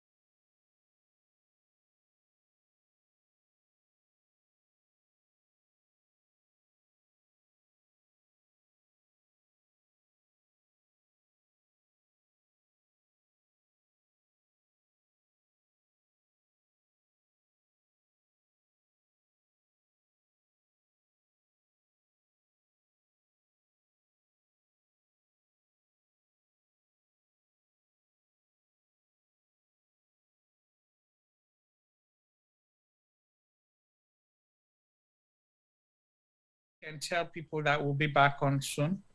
Yeah, we are trying to. Guys, you're back on. Okay. Well, Fambulem, we apologize for that break day. It looked like I say the cyber cameras, they're really on their work for calm distract and everything. Let us know if we have sound. Please give us thumbs up, please. Yes, sound is back on. Again, well, the cyber cameras will never succeed because wherever there are cameras, there are camajoros. So we are the camajoros of the camajoros. So basically, we don't get sound now. Yes, sound is back. Sound is back. All right. So if you begin just refresh your screen, then we should sound go don't come back on end. Juma, we have sound. Carry on. Yes, we have sound. All right. Well, Fambulem, we sorry for that break day. We come back to Mr. Chernoh Alpha Emba for continue the conversation. We apologize for the break. Mr. Bah, so we've talked about one of the recent stories where the Petroleum Directorate, you highlight some of the issues there.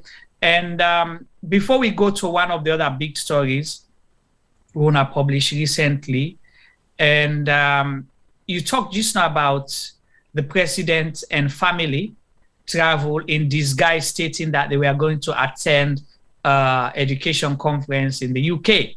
But then at that time, the question we ask ourselves, how can you go? You have the option to, attend virtually like we're doing now, or, what was the reasons for you going anyway? Your ministers of education, I think this government got about 2 ministers and 2 deputy ministers or 4 deputy ministers of education. Then the foreign minister, presidents in family all go for this conference. Then from there, president disappear. The next thing we hear is say president don't go Turkey. The next thing we'll see the presidents, they inspect a war tank. So tell me, the Africanist Press don't get handle on the expenses and everything or nothing yet? Because one for almost cost the taxpayers now that particular trip from UK to Turkey. Of course, we don't track government, the presidential travel and how much they cost the people. But this is not the thing what we want for make people understand. There's already, when you look the president in travel record, you see a pattern of travels, especially every summer. Since they were kind of power, every summer they must take a summer vacation unannounced. And this can happen always around August or September. And if you look, before the Lebanon trip, in fact, around the same time, August, September, there was this time where the president just disappeared. And people begin to wonder, outside the president, day. So all of a sudden, the president just show up in Kenya, pretend to do safari tour in Kenya.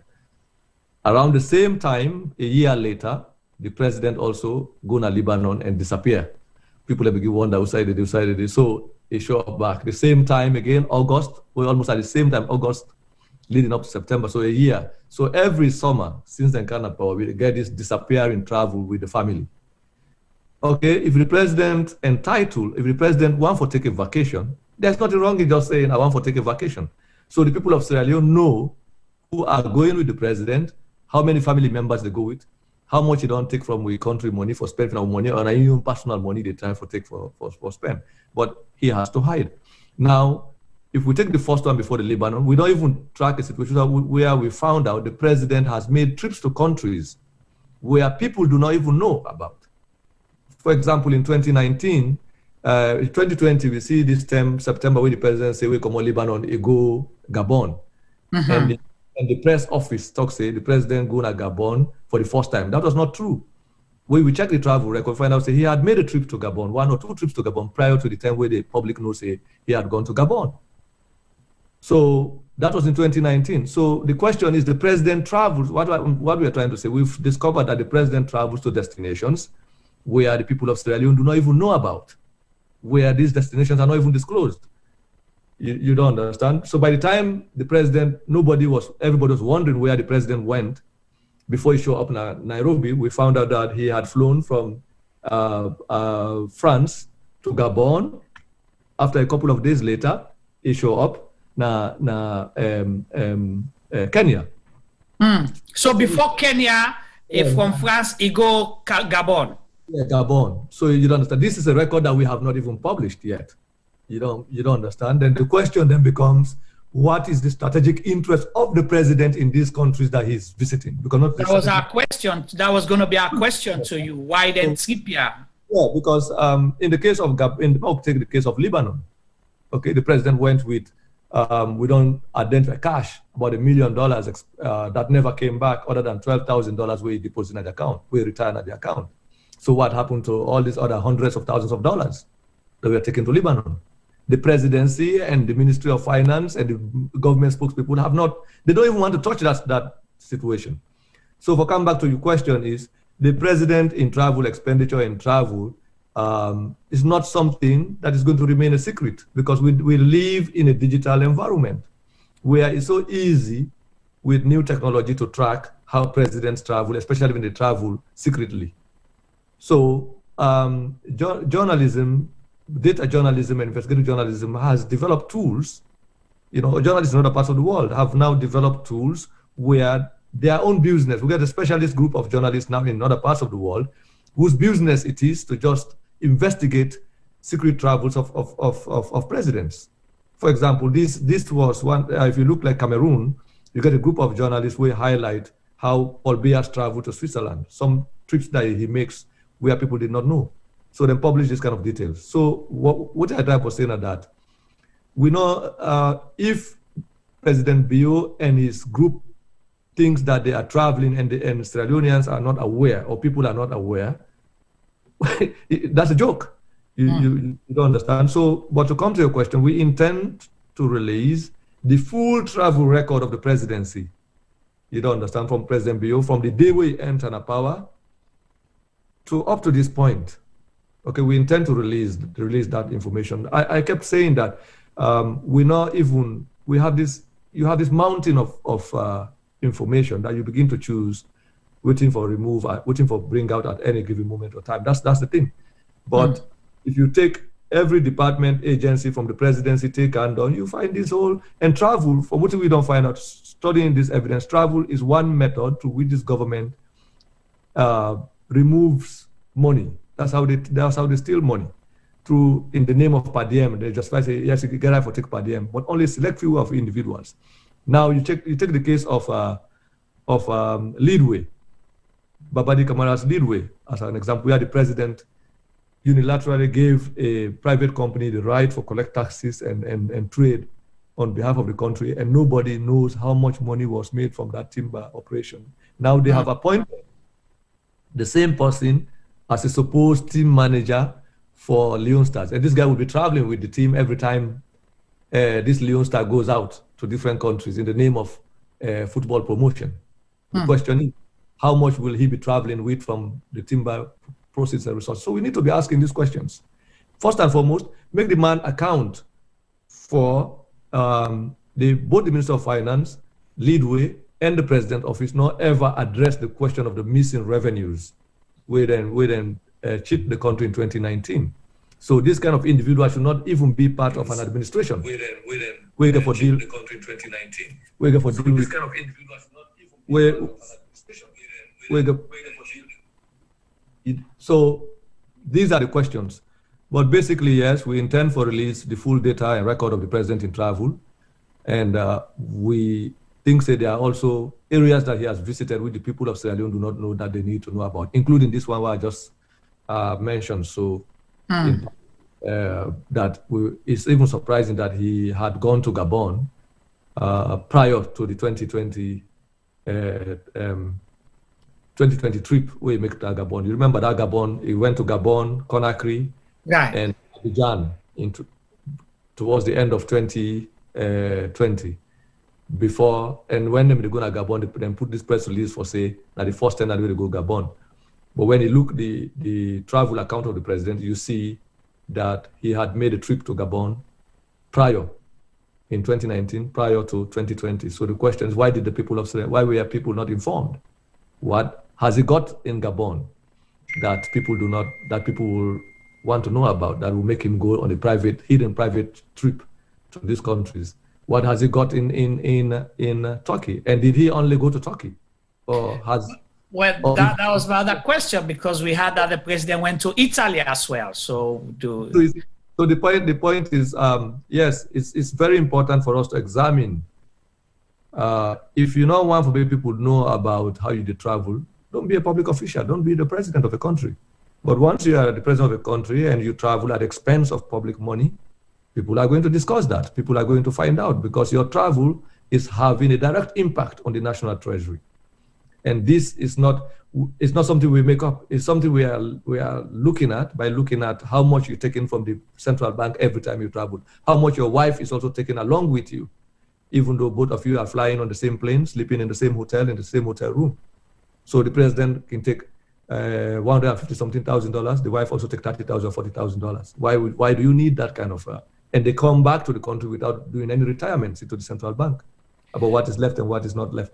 So people need for no say, this is wrong, that this kind of massive withdrawal of cash and frivolous use of public money is corruption, because the central bank is not, the national treasury is not the private property of the president.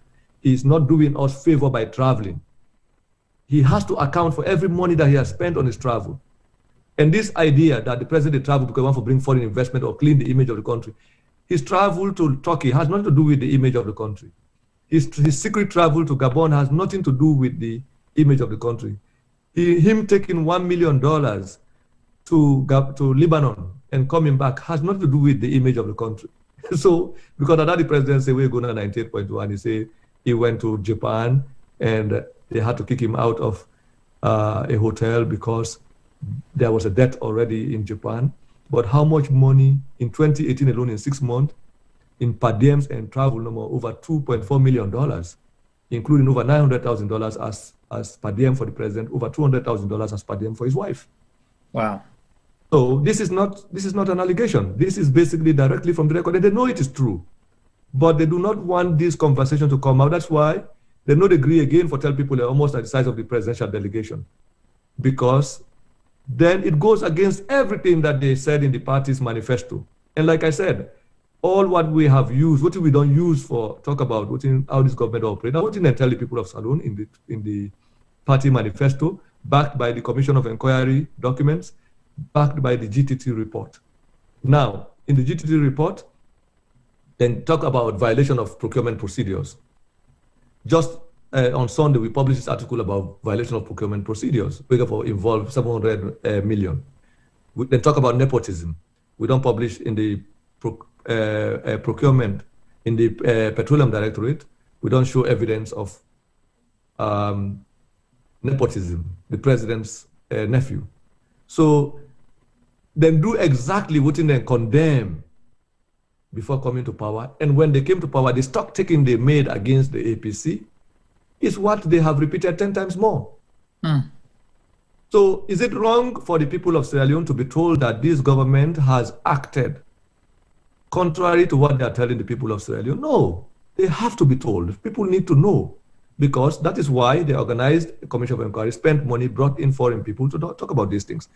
So if within the same process where they do the commission of inquiry, at the same time, also the president's nephew was using public money in this fashion. At the same time, the president's wife was receiving money and they were also holding commission of inquiry. At the same time, in 2018, 2019, just when they came to power. They came to power 1 month later, they opened a bank account for the wife of the president. And at the same time, they were putting a commission of inquiry, pretending that they are inspecting the mismanagement of public money. But they are now illegally giving public money to the wife of the president. Now, around the same time, the wife of the president was also taking money from the president's travel account as per diem traveling abroad. So what kind of hypocrisy is that? Would they behave in that kind of fashion? You are claiming to do right with one hand, and then you are doing more bad than what you are supposedly inspecting with the other hand. So this kind of double face driving on two sides of the same of the street simultaneously and pretending that you. So that hypocrisy has to be exposed.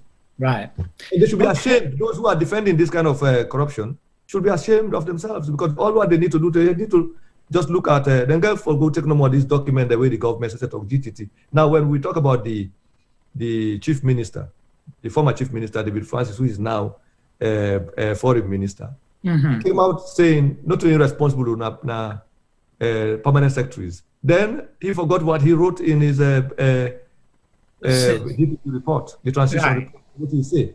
So this now, the question is, if the Africanist Press not been published all the details, then these people will still be pretending they met no money in the bank account, that every money that belonged to Sierra Leone was looted in the last 10 years, that even this economic hardship now, they would say, the result of the corruption will happen in the last 10 years. They will not talk about, say, they don't loot the money all at the central bank. That's why you don't have cash. So the bank governor is dishonest by saying, where the talk say people don't hold money put under their houses. Look at the cash withdrawals from government accounts. He knows these things. He knows how much money the first lady don't withdraw from the bank and the president. Then they authorize them.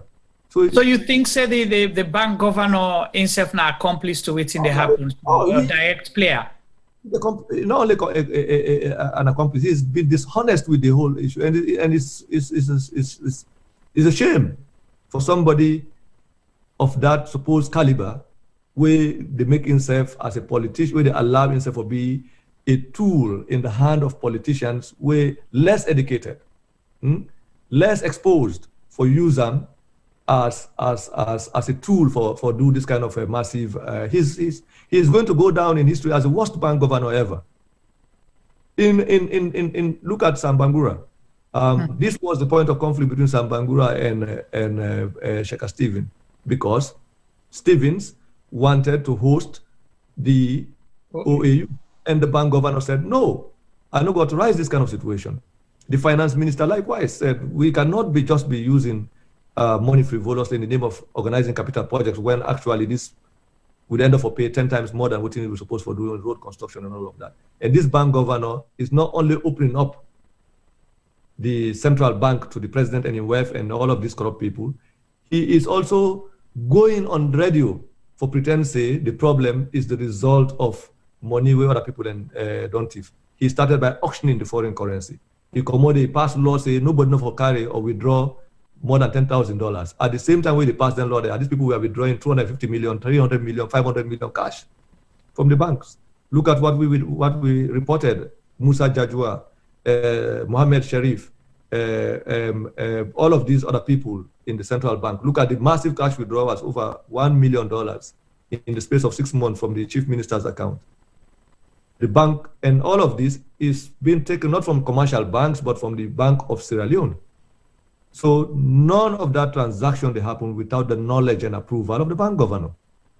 So now it don't go to the extent now, it is say the money, the cash in the bank has been taken by individuals and put in their houses. When in actual fact, they don't open the bank to SLP politicians, current ministers, the president, his wife, his relatives, his chief minister, and everything. He is a party to the disaster that has happened in Sierra Leone in this going to 4 years now. So all of these people, they for bury their head in shit.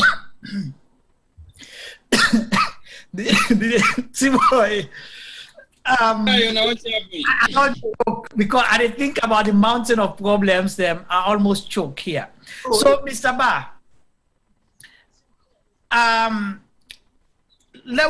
inside this government, who are the people that we must hold directly responsible, for all the things the owner don't highlight? So, is it just the president? Is it the finance minister, financial secretary? Who are them? Well, the president. The president appointed all these people. He has gone on international television, CNN. The CNN asked the president, what are you going to do regarding this mounting evidence of corruption against your wife and your chief minister, two of the most principal people that are close to you? Don't forget the chief minister, the former chief minister, who is now his foreign minister, was his supervisor. Now in principal supervisor, okay? He was studying under this man while he was supposedly doing a PhD in Bradford, and made him a chief minister. Okay, then his wife. So even on international television, the president don't show we say he not committed for end this because he is the leader of this predatory situation where they happen at the country. That's why he's defending it. Okay, he has no commitment to ending corruption. He defends his wife. And when the wife, BBC asks his wife, he say they have to hold her husband responsible for in the president's office, which means the president is aware that his wife was being given this money. And the sad thing is that Parliament never approved of this money. Don't forget, the opposition in Parliament, the NGC leadership and the APC leadership in Parliament wrote a letter to the Finance Ministry asking for confirmation whether these monies withdrawn, whether these monies published about the office of the First Lady, not true. Then give to the First Lady. Because parliamentarians were not even aware. Now, the Ministry of Finance, not talking at the NOGIO, they say they are authorized to use extra budgetary funding. But now we've come to find out the First Lady received more money than most MDAs. So if Parliament, the government don't present in budgetary estimates 2018, 2019, 2020, including supplementary estimate, there is no line of expenditure that says they were giving money to the office of the First Lady because they knew it was wrong to do that. If Parliament not approved the use of public money, nobody has the right to use that money. If anybody used public money by, in any fashion, if we go back to Parliament approved that use of the money. That's what supplementary estimates are all about. Right. So, which means the president, the accountant general, the finance minister, the financial secretary, the bank governor, they are the leading protagonists, the leading culprits in this situation. They use illegal allocation of public money, first to the wife of the president, and all of this other corruption will not happen, including Leadway. We remember now we talk about how the chief minister's office wrote to the Minister of Trade, asking them license or to scrap the license of other companies to allow Leadway the sole right of export. When you get a National Revenue Authority where they collect revenue on behalf of government and give a company owned by the president, fronted by someone that is acting on behalf of the president for collect money on behalf of government. What kind of corruption is that? They monopolize corruption, basically, in that case. So if you ask me who is responsible, the president, it has to be directly at the feet of the president. He has gone on radio, both nationally and internationally, for defend these acts of corruption. And unfortunately, his appointed anti-corruption commissioner has become the spokesperson.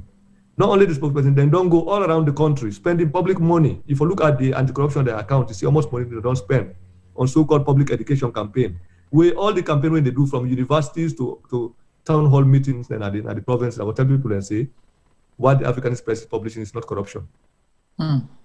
So basically, that in itself, we will begin the acts for an audit of the Anti-Corruption Commission and their use of public money, because they are not above being scrutinized.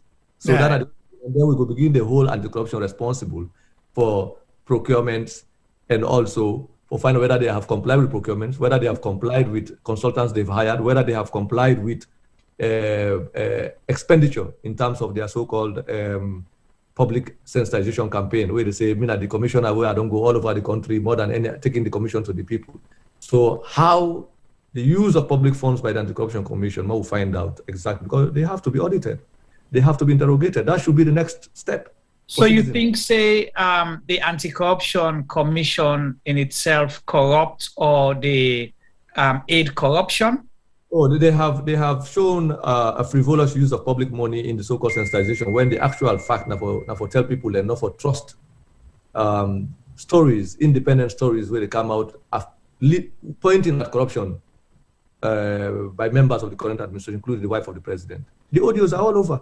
You just need to look at the conversations where take place in the universities, from Jala to all these schools in the provinces, to Bond and Kabbalah, and audit all the conversations that they have held. And you will ask them how much money they've spent on that.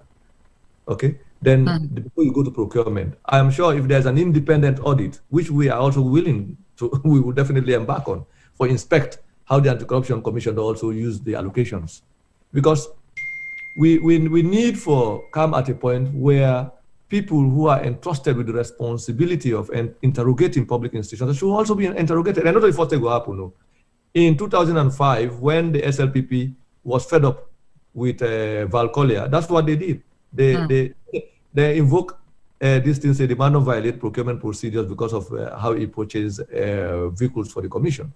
Right. So that tells you, Parliament has to get the responsibility.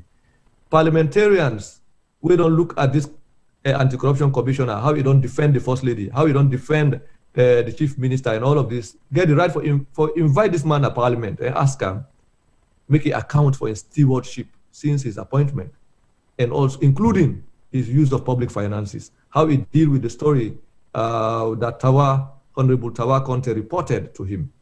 So they need to interrogate the commissioner regarding his handling of cases, okay? And also their use of public finances, whether their use of public finances and their operation is satisfactory. Parliament get responsibility for do that. The parliamentarians have that responsibility. They've done it with Val Collier. They can do it with the commissioner. If they can't do it, then citizens must begin to ask those questions, and journalists must also investigate and find out exactly how the Anti-Corruption Commission is using its finances. Is the Africanist Press going to engage in that investigation? We are definitely interested in that kind of a story, and to be honest with you, we are looking at it. Okay, all right. Well, let me go to the other story. We connect with. Before you go to the other story, I don't know whether they get some kind of personal message they really come on the phone. Phone them on what? I think Mr. Bah nine line the hotline right now. They get the message. Yeah. They get messages coming in. Yeah. I don't know if the cyber camera just then they send a message or. Sure. No, the cyber camera just still we entertain them. Many just stay engaged and listen to the conversation because the conversation is vital and it will not be interrupted by cyber camera. So definitely, let's just keep the flow going as it is, and everything is fine so far. Okay. Cool. Well, thank you so much, T-Boy. Mr. Bah, we see a big story, and the reason why we want to ask this is because of the timing, okay? The Africanist Press highlighted some kind court case where Salone government gets the mission house na New York. Say, they don't, certain neighbor, they don't care if Salone government go court. And we see pictures, but at first we see denial. Say, Africanist Press not getting nothing for talk again. Then produce things them. Then later, we see the Africanist Press travel. Chernoh Bah, we see them na boat, they go. Then the last time we see them before one building, they say, okay, now the building this. Then afterwards, we see some press release say then they investigate. But again, tying to that, we too don't see the other pattern with the Anti-Corruption Commission is that then jump certain publications or things that don't happen, we don't ever investigate. But then the one that we then try for say that they investigate, then say that they go historically for able to put things in perspective.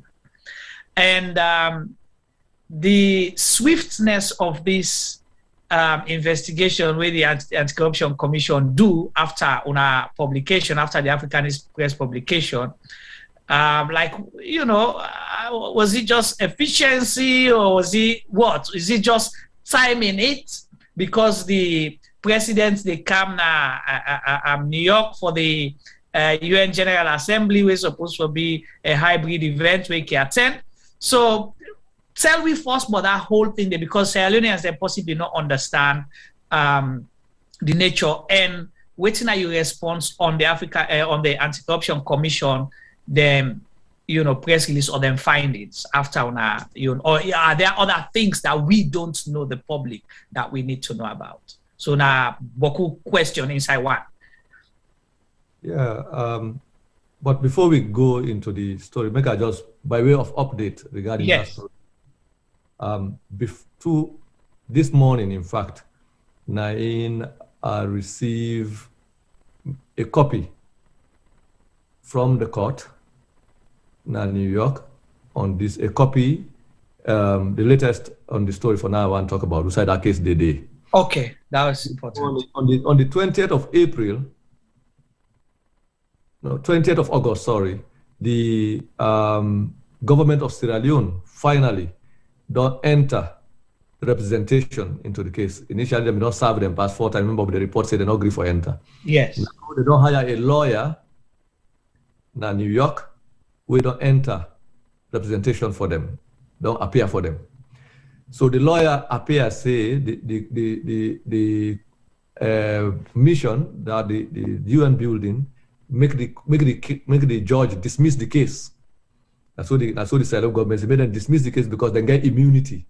Because they're not diplomats, and they're not for put them on trial in America.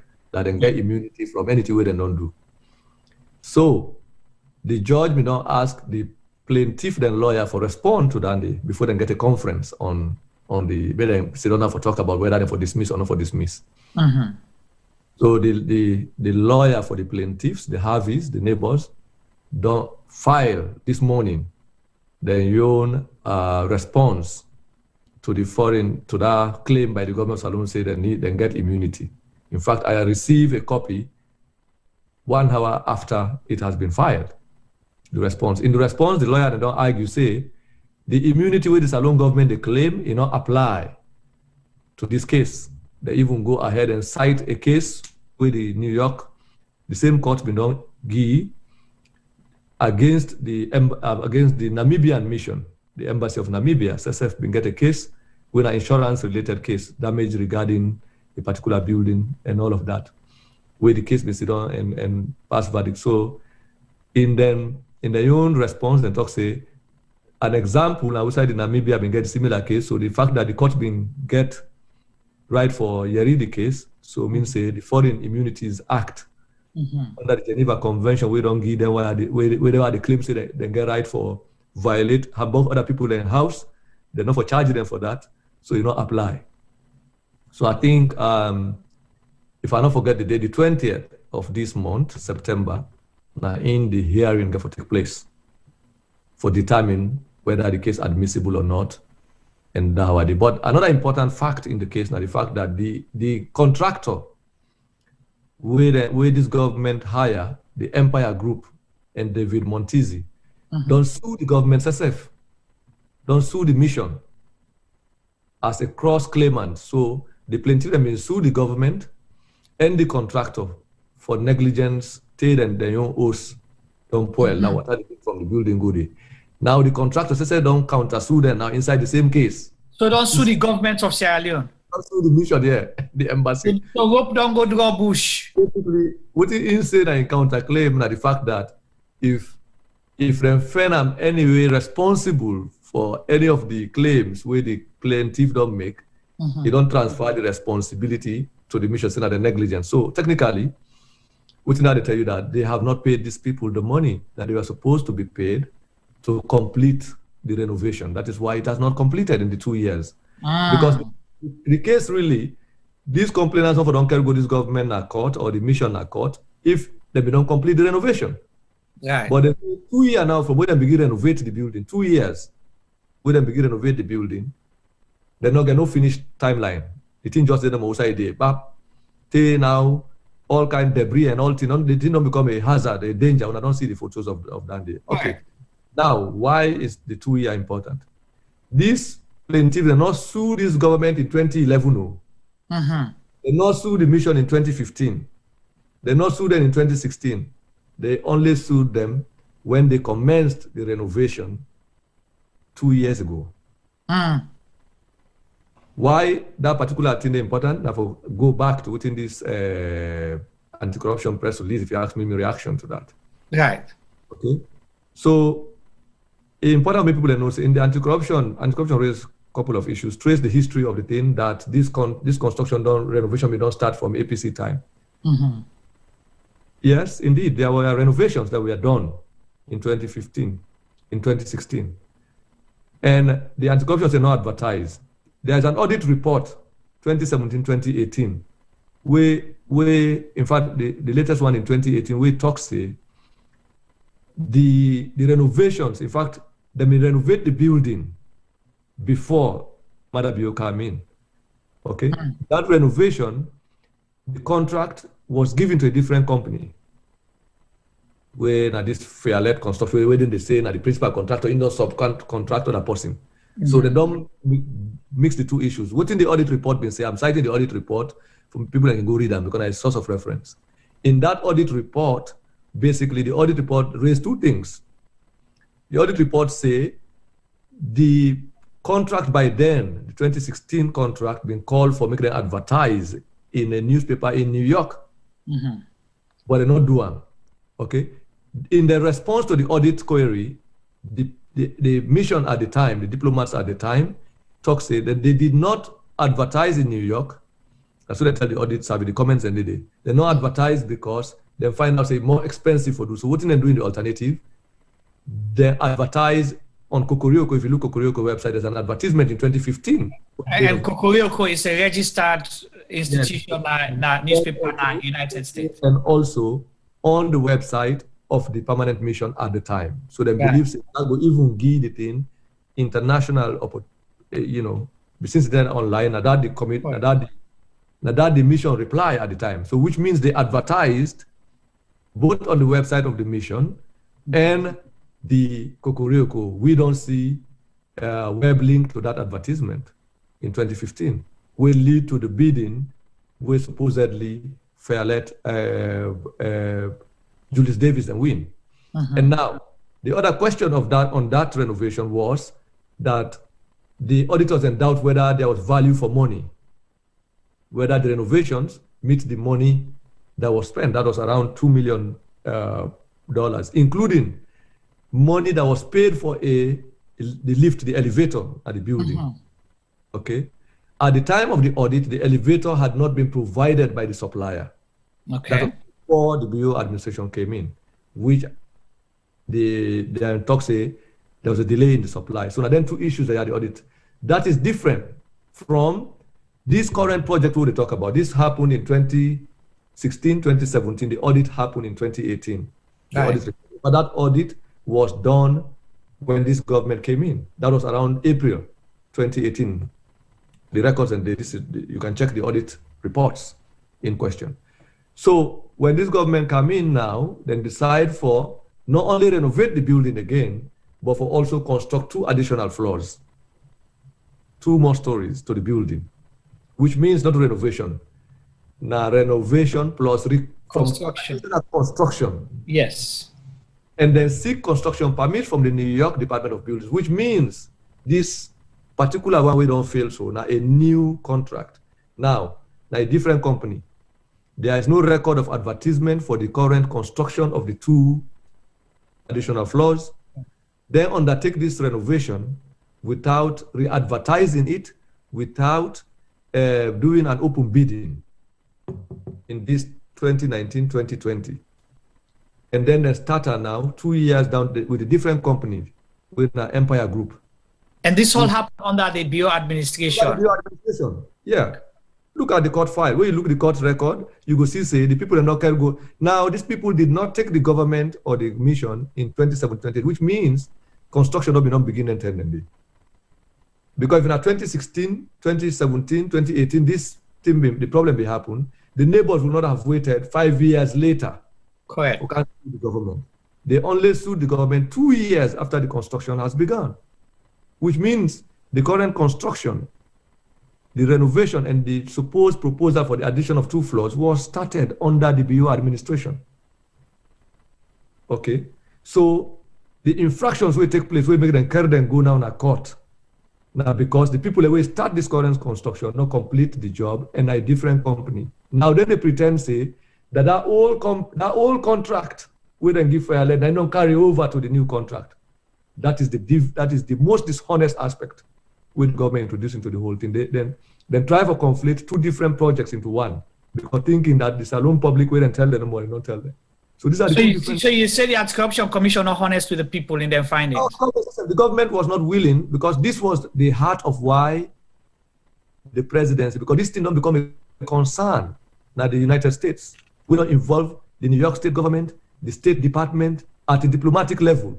Right. For a way out, no able. The neighbors then tried to. We have a statement. We have spoken to the lawyers. We represent these people. Like I tell you, even the document filed today was sent to us an hour after it was filed by the very people involved in this whole thing. So we are not speaking about it from a remote point of view. So the government knew about the military for Massam. That is why they had to withdraw, because they have to be seen to be doing something. I want to talk about this before I come to the finance aspect of it. So what did this appear? These people just pretend they want to do a renovation, and there is a renovation, so that if you transfer money coming in, you're able to justify why they receive hundreds of thousands of dollars in your account, because they will flag this, the renovation of embassies. Not do this no more.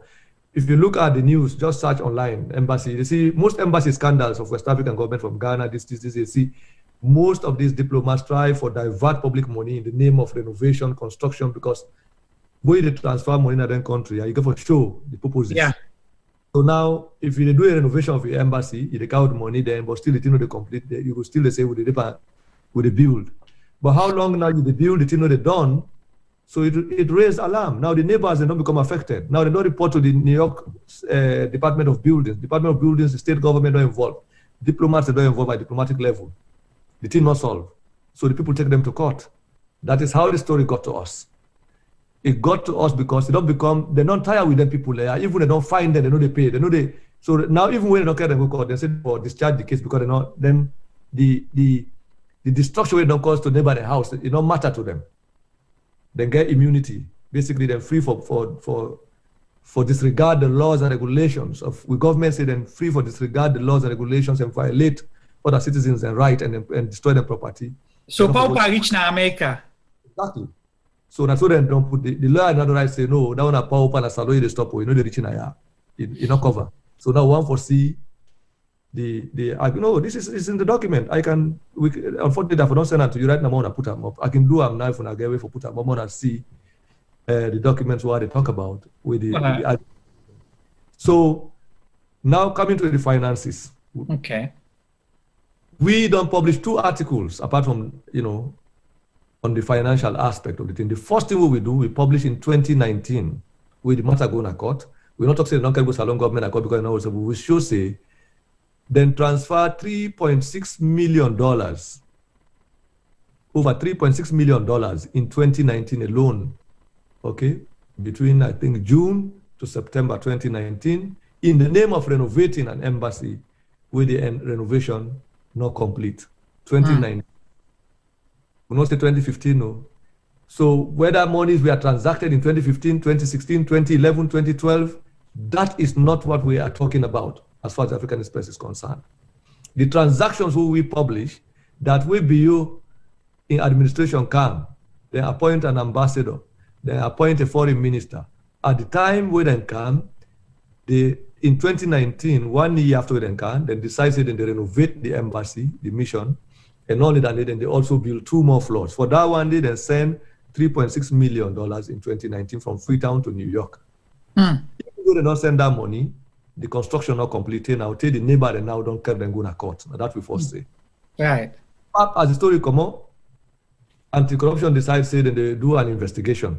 Now they say they want to start from 1910. Right.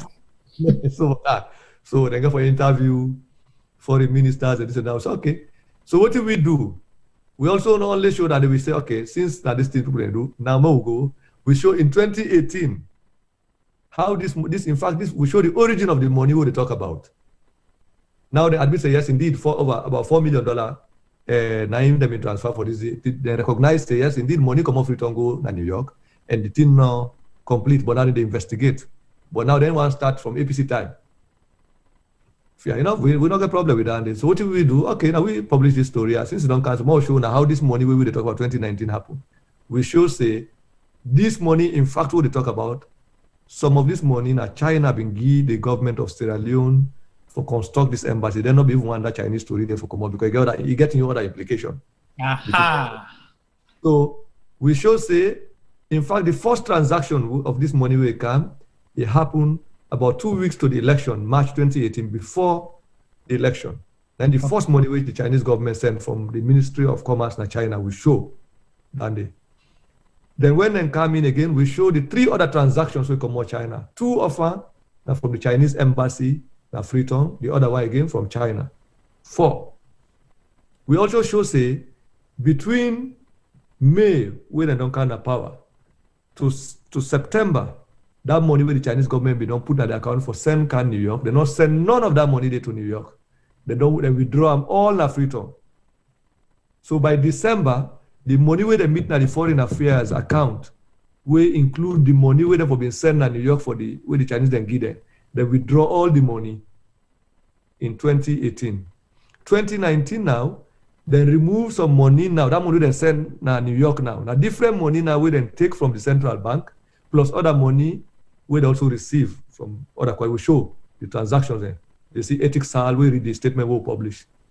Okay? In fact, one transaction, the whole thing says some of our ADB money safe. African Development Bank money.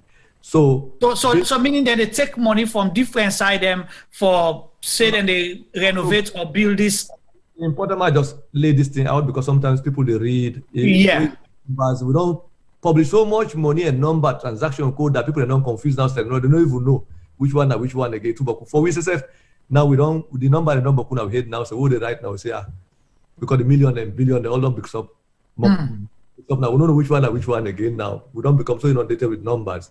But in this case, what's the money they met? The one transaction come inside before the election. Nobody withdrew that amount.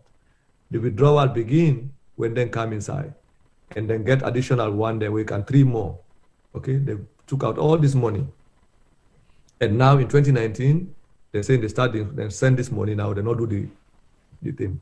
So what do we say now that if anti-corruption want to investigate 1900, 1910, 2011, what do we talk about? That the transactions with the Chinese give the Salone government beginning March 2018 up to 2019 transaction. We don't show the origin of the money we then send and how they would sell. So what do we decide for do now?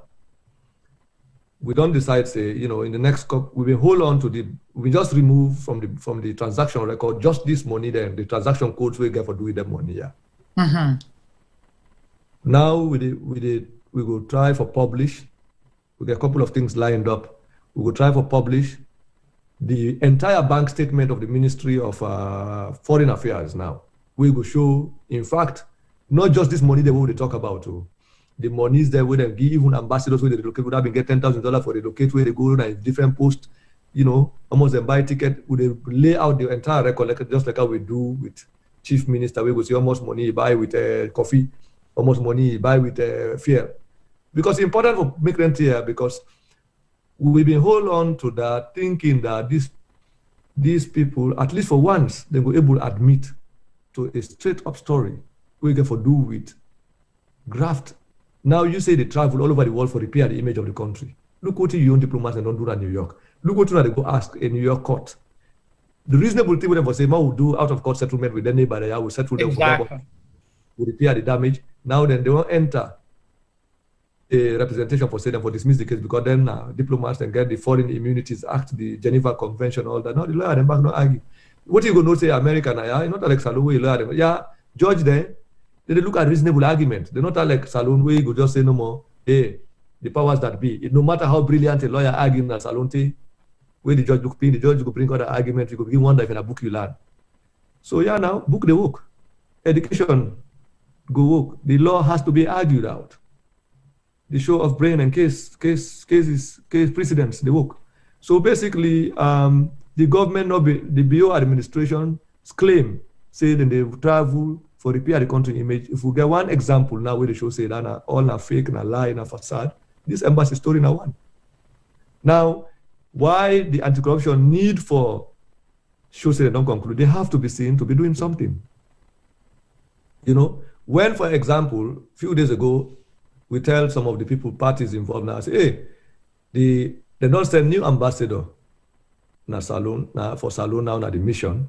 Then somebody asked me, hey, what has happened to the previous ambassador? We said they've transferred him to Egypt. He said, Egypt?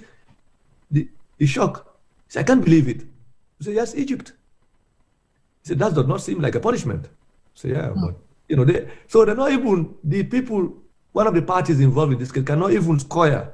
They're not even able to come to terms with the fact that the permanent representative of Sierra Leone at the time, who was in charge of this mission when all this drama unfolded, has been posted to another supposedly strategic location in the thinking of, because one will expect that, so not for reward with another.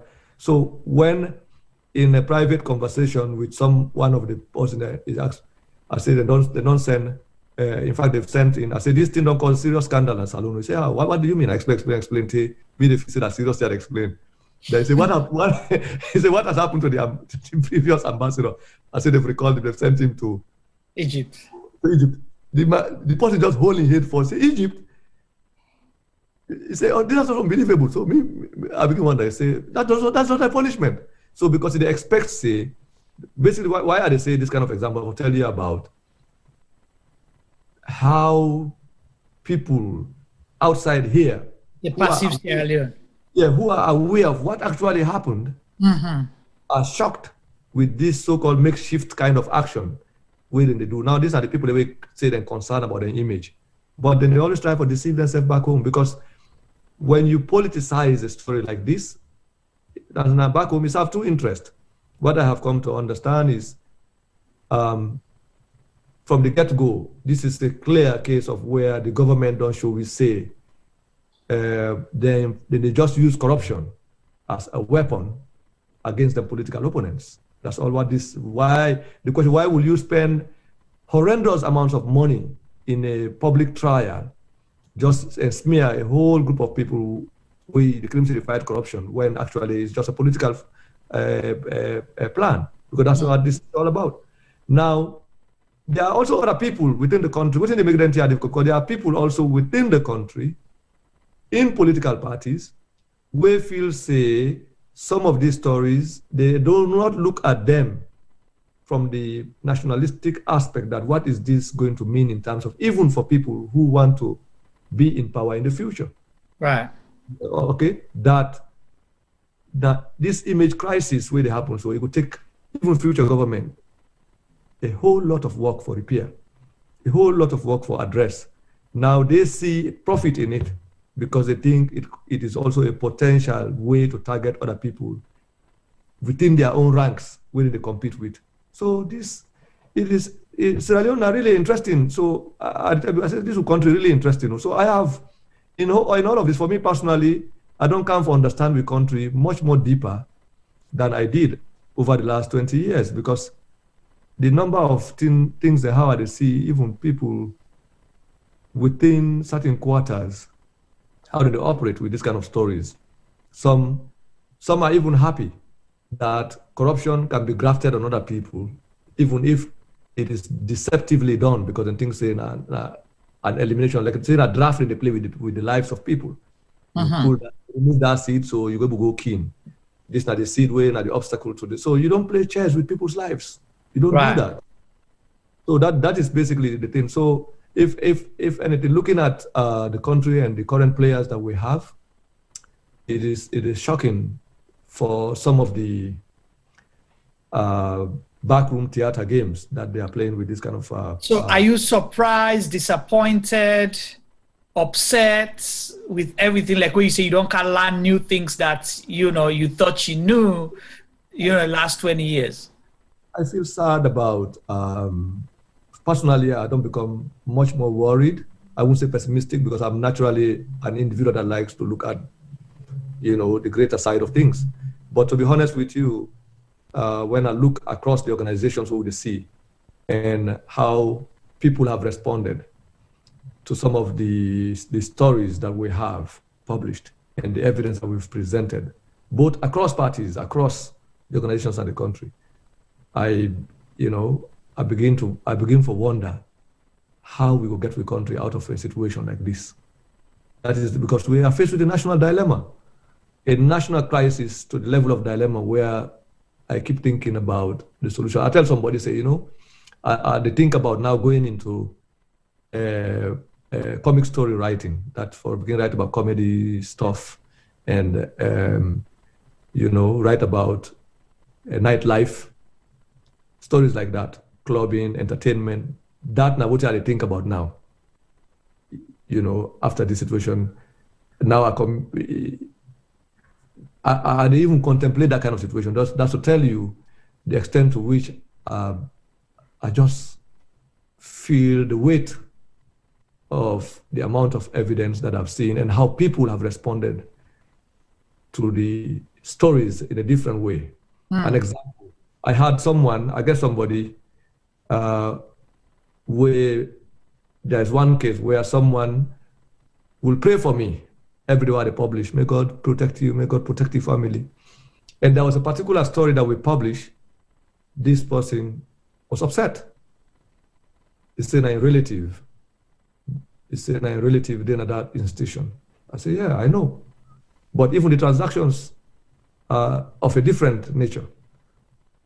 So I said, it's a difficult place. The person responded differently, so cold. So the person prayed for me and was happy for me until a story came that directly or indirectly affect the individual. Yes, I don't get a situation again where other people were happy that stories are being made up against their political opponents within their own parties. So, but they were happy before when it did not come to that. So you see the nature of a country and the hypocrisy and it comes down to people just fighting for their own interest, for their own, individual interest. And so this, I think, make it much more difficult in terms of how do we, as a country, able to identify, like in this case now with Sierra Leone, for me, we deal with an embassy that is supposed to represent the image of a country, to the extent that we don't come to this face-to-face with a situation where we are facing a national disgrace as a country. And people are playing politics with that kind of situation back home. People want to graft it on their political opponents. Other people within the same parties will also be happy that someone within their ranks who they think as a competitor is going to be affected. So they want to use it as an elimination, like a weapon to eliminate. Both intra and inter-party struggles at the expense of the lives of the people, at the expense of the image of the country. So these kind of things are very discouraging to the extent that you begin to say, oh, why will you sacrifice your time and energy, in trying to highlight these things? But then on the second moment again, you begin to say, how can we close our eyes in the face of this kind of disaster where they happen? It's going to affect everybody, because no matter how we're the outside now, we just get one country. So, but there's a serious doubt and the dilemma where we confront. So personally, even for me, it is a difficult thing publishing these stories. It's a sad experience looking at how people that we know who in the past claim they want to resolve problems, or other people who think that these people are also doing bad, but they are also collaborating to use this kind of stories again to satisfy their own, personal objectives in terms of fighting their own political battles instead of fighting the actual problems. It's just an unfortunate situation, but I think the people of Sierra Leone will have to decide which way they want to head, and how also for separate between people the way they pretend it and they lead, then serve the interest of the country or serve their own interest. As I think this also gives you opportunity for scrutinize we entire country and the people them around we. For me, I think that one day, as you see me talk about this, you find a situation, a dilemma. I deal with that dilemma on a regular basis, dealing with these stories and looking at the evidence that is in front of me that has not even come out. So for every Sunday, people look up to every Sunday that we publish. For me, every Sunday when I put out a story, I'm dealing with the mounting problems of the country, and it weighs on me, on my shoulders. And not only that, they're waking up waking up on a Monday looking at the responses of people, including the victims of this loot. Like somebody who can at television, we chat room now, like the insult way T-Boy they talk about, people are insulting me. That's, for me, that is a usual thing. I keep getting those ones every day. And when you look, the people where they do this, what I call cyber camajos, they are basically victims of the same situation. But they just feel, say, them owe some kind of allegiance because now them party patrons, them ethnic patrons are in their power. Even if they know they suffer, they have an obligation to defend. So we get for ask ourselves which kind of country we want and which kind of country we need for ourselves. But it's a serious dilemma. I have seriously looking at what has happened now and looking at the country. Now, don't be surprised if tomorrow I wake up and become an entertainment journalist. What you just say is deep and very serious, and it's something usually, pre or post-production within the Sierra media team, we talk about in our quiet corner to ask. We don't know what's in your mind, how you operate. This is something I'm telling you, and it's true. We sit down because for us, just as, consumers of, the story that you publish, readers and all of that, sometimes it's heavy because you think that you have a country that doesn't have functioning healthcare system. People are dying for things that at least, even if you just give them the opportunity for try something for being prolong their life, that has not happening because a few people decided to hold the country hostage and just not care about the majority of the people, 7-point-something million people. So us, the readers, are traumatized by, just that small way they share with me. So imagine we get all this, they slap you in your face, they around you, and you get all these phone calls to make, or you listening to the personal stories as well of some people the way you call them, you ask, because we know when you guys are doing your stuff, you call people who are actually alleged perpetrators or victims to ask what has been your role. You give them an opportunity. So you have all that to deal with, and you are Sierra Leonean, like you say. You don't want to damage the image of the country because, let's say, if this government, come out, other governments come, how are we going to rebuild that? But these are realities. If it's not, so what price do we have to pay is now the price this will get for pay. You being overwhelmed, traumatized, us the readers, but the reality get for come out up there for now and posterity. Hopefully, one person go decide, say, you know what? Enough is enough. Let we end this. Even as a president, na meeting I ask, so we don't thief too much. All right, he do so now, law not thief again. Me na minister, no, I need participate in this loot again. Because it's not just about stealing, go club here and there, build houses and all of that. No, it's about people's lives. So we can just imagine waiting you and your team, they go through, but it's deep.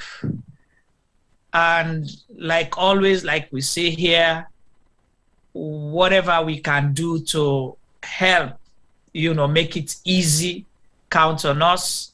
We no claim perfection. There are times when we worried. If you go quiet for a few days, we ask, oh, Chernoh's been quiet. The Africanist Press will not say nothing. Is everything okay? We ask that question, in the quiet corner. Allow T-Boy for coming. People feel say, T-Boy, Mr. Banner possibly not get heart, he not get emotions. So he get joy where they share them here. But today it talk not just from a professional point of view, but talk as a human being as a Sierra Leonean, a fellow Sierra Leonean, where they feel the way we all they feel. T-Boy, what do you have to say about this before we carry on and begin the roundup? Today is possibly one of the very first time we are not just sit down and listen to Chernoh, but also begin for rationalize everything we don't say and try for break down to small particles then and see how it take a toll on every single individual in Sierra Leone, right down to babies yet unborn. And that feels very scary. And let me tell you why I think that's very scary. Because there are times, like you say, people don't think we have emotion. They think we're just here to come and chat and condemn people and talk about things that we think are funny or things that people might think is funny or think they will to say make sense or not make sense, and then put some amount of joke into it. But the reason why we can always try for put those sort of discussions in that perspective, now because again, human beings are human beings. Our moods change from time to time. And when we mood and they change, it's either a change for the best or a change for the worst. But I think one thing where also people in the field for realize, they say where England sneeze, who that they suffer? They can get out saying where they say when somebody cough or wait, okay, for example, if me sneeze now right now, I'm picking and go feel that cold because I around me. But what do they feel for realizing at Salone? Now, two things. One, we don't think about nobody next to we. Think about we self first. That's not a bad thing. But if you do unto the extreme that the possibility next to you becomes irrelevant, then it is a concern. Yeah. Because if we take just one small aspect of Sierra Leone, and comes to reality for Sierra Leone, okay, we were then at the diaspora. They still don't see us like Sierra Leoneans. Fine, no problem. But one thing with the diaspora not going to do, now for like we say, let's go on a strike for just 1 month. All the people who do support na Salone, all team will get na Salone, just keep a hold. Just 1 month. And we do nothing about it. And tell all them people and they say, well, right now, we self not really want to do anything because we self they go on a strike against the system. Because no matter how you look at them, that small thing all they pull now, so they send go Salone, they add up for enrich them people there, so we feel to say, get something for do with we continue do nothing. So where they feel the pinch of what's in the happen at Salone, they still don't see us like we're relevant. But there will come a time where Sierra Leoneans in Sierra Leone specifically will begin to understand, say, hold on a sec. They always talk like for say na Salone and they always talk like for say they know how they struggle. They don't know how they struggle, you know.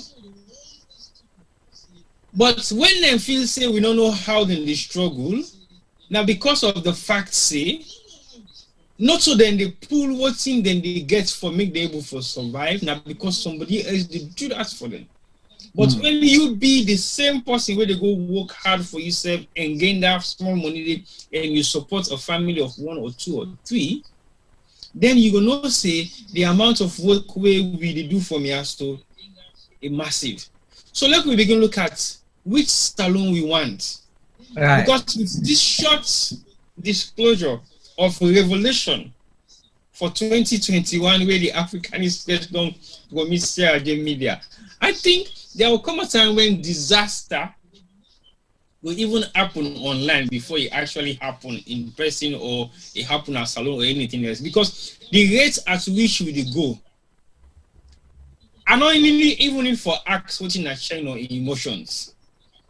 By in last 5-minute statements we make, it shows he is suffering a lot of trauma because as much as all this information they unfold in front of him, and it is see the reality of what happens in Sierra Leone, it is see in the reality in figures of what in Salone for them benefits, And all in reality, they also turns to be zero in the lives of every individual in Sierra Leone. And then only few people, they make so much money. For what purpose? Only God knows. I think we have a long 5 more months to go before we end 2021.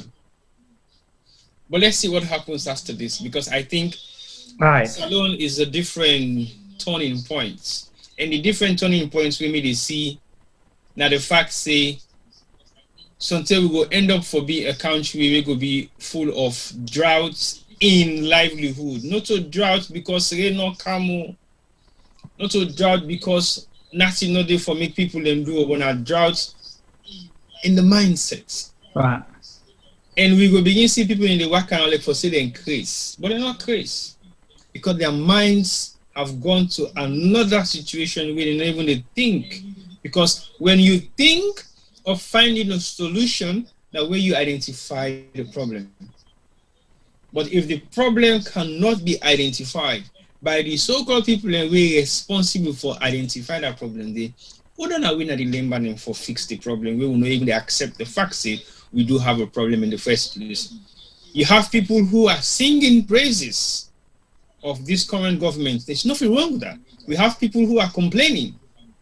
We still have people within government that are complaining to say, "Una patient because the party watch, the party see, will not forget to now." It's not about forgetting people. You have a country to be held responsible of looking after. The party watch you afford for taking one whole family go 1 month during COVID. Then after I don't pass curfew, say nobody not for go pray.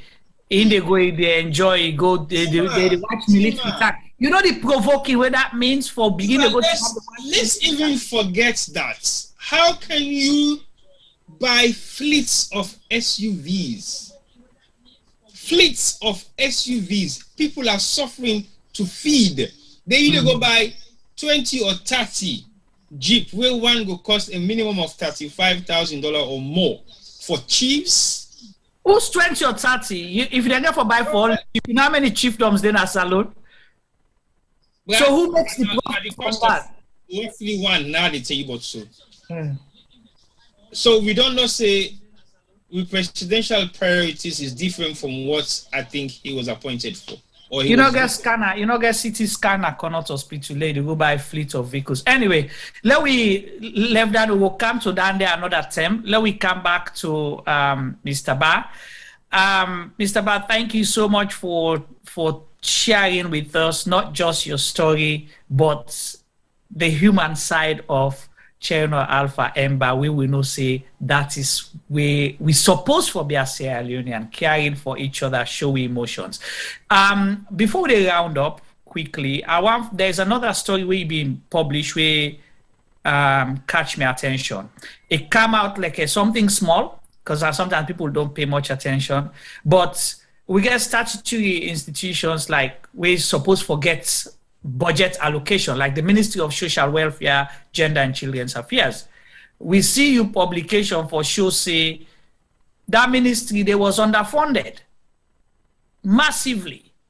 And most of them project, if I can say, has been hijacked by the Office of the First Lady. You know, where they get all the funding.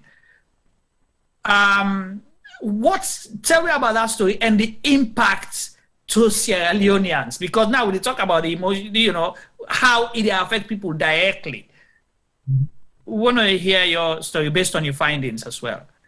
Yeah, that you remember when we first published the fact that the wife of the president not supposed to get access to public funds.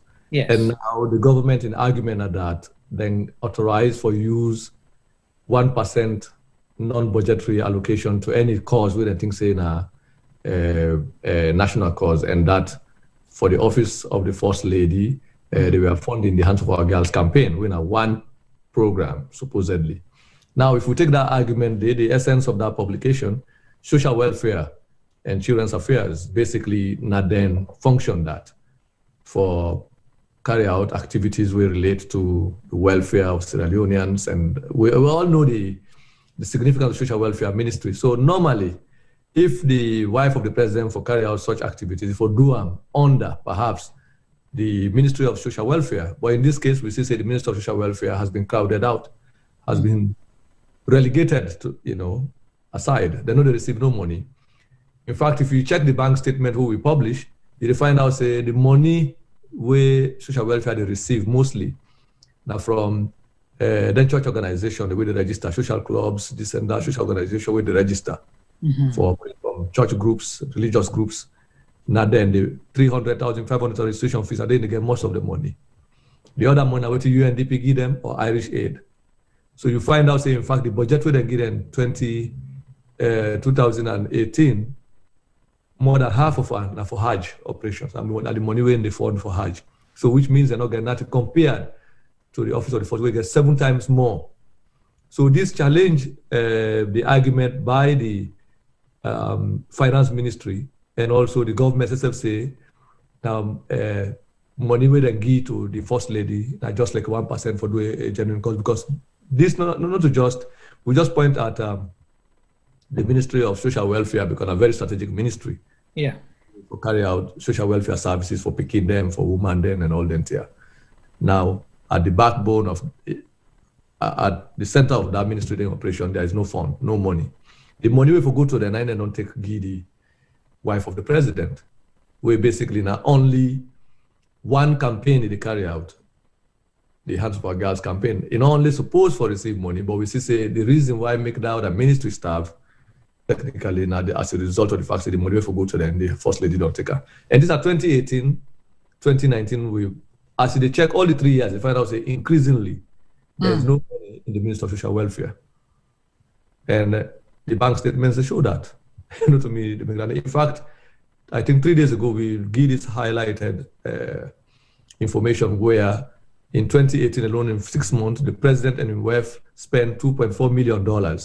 When you check that amount in over 21 billion in 6 months, it's more than what they give the Ministry of Basic Education and what they give social welfare in 2018. You can check the records. So you find out, say, and travel alone, no more forget about the money we then give the force. The travel alone, no more the president travel. The president in Padiem, no more way taking 2018, the first 6 months we kind of power. 9 times more than what in the Ministry of Social Welfare receive. And, 2 times more than what in education receive. So if this government is then committed to human capital development, then you see this is the hypocrisy. So now the essence of them, for every publication where you look at, there's again a multi-layered implication and ways we interpret it. Sometimes we can decide not to write an article, so we just say more left the record as it is, because as I say, some of these things are so unbelievable that we just get to allow the people to see the raw record.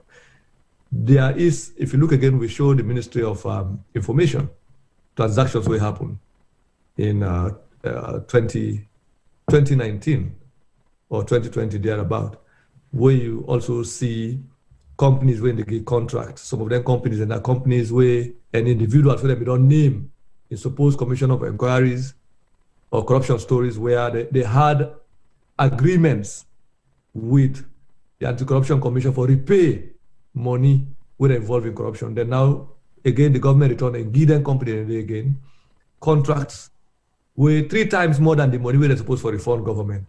So the question is, we have to also inspect and find out this so-called repayment and recovery when they make, whether the actual true that they talk about self, or not just propaganda no more for making the public and international community think serious. Wow. We country in a serious crisis. People are not stand for realize this. The impact of this will be generations. And not only that, we talk about the stealing of money. Much of them money are back. Now debt. The amount of debt where this government don't take and pile out of the country in these 3 years is fearful. To the extent that the IMF don't even talk, say, we country not going to repay. We debt financing ability is zero. They said it. It was in our newspaper for, as an example, for show you, they know they disclosed how much debt they don't take, how much they now don't pile on top of the country, and then the money with them when they take as debt again from international partners, they know they do anything with that now for just withdraw them cash and spend them frivolously and lavishly. and then they justify them, say they get right. Government for run. How government they operate? Government they operate with this kind of massive cash withdrawals on a regular basis. Even in your own personal bank accounts, they do one. So nobody runs their personal bank account in the way they are running government accounts. So exactly. I think say the good advantage here is that the people of Sierra Leone already get an opportunity now for hold physically the evidence of how government they use the money. So whether government right for user or not right for user, make them ask themselves. That's why we not only write this story, we present again the bank statements physically to people. They can print it out, look at it at home, and see. They don't only see the amount of money they come on, they know again the people there. Because Salone is a small country, we all know the people there. All the people there again, like you say, we can call them up. These are individuals we know, individuals we went to school with, individuals that we've lived with, individuals that we have interacted with. So they're strangers and we. And we know most of the people there been they get previously. We know how they live today because they are not strangers. Right. Now we schoolmate there, now we party there, now we family there. We don't see how the circumstances don't change overnight because today, for me, them withdraw 1 million 7 a week. Now they withdraw 50 million, 100 million a day. So then somebody would. Some man they even then drink when they drink at cost and it's cost. So we'll be seeing all of them characters there and stop press. Yeah. So now then they buy the whole factory.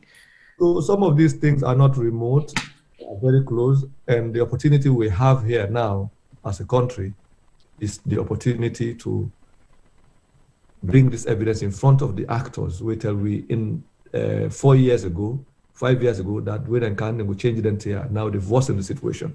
So let them explain to us how then things say this thing are right today, that it was wrong yesterday. That is that for me, that's not the question. Some of them can call me personally. I tell them, say, how do you go to sleep with this thing where you condemn today, and now you think say me and you na party yesterday, so I know for point at these things where we all been opposed to yesterday. It's impossible.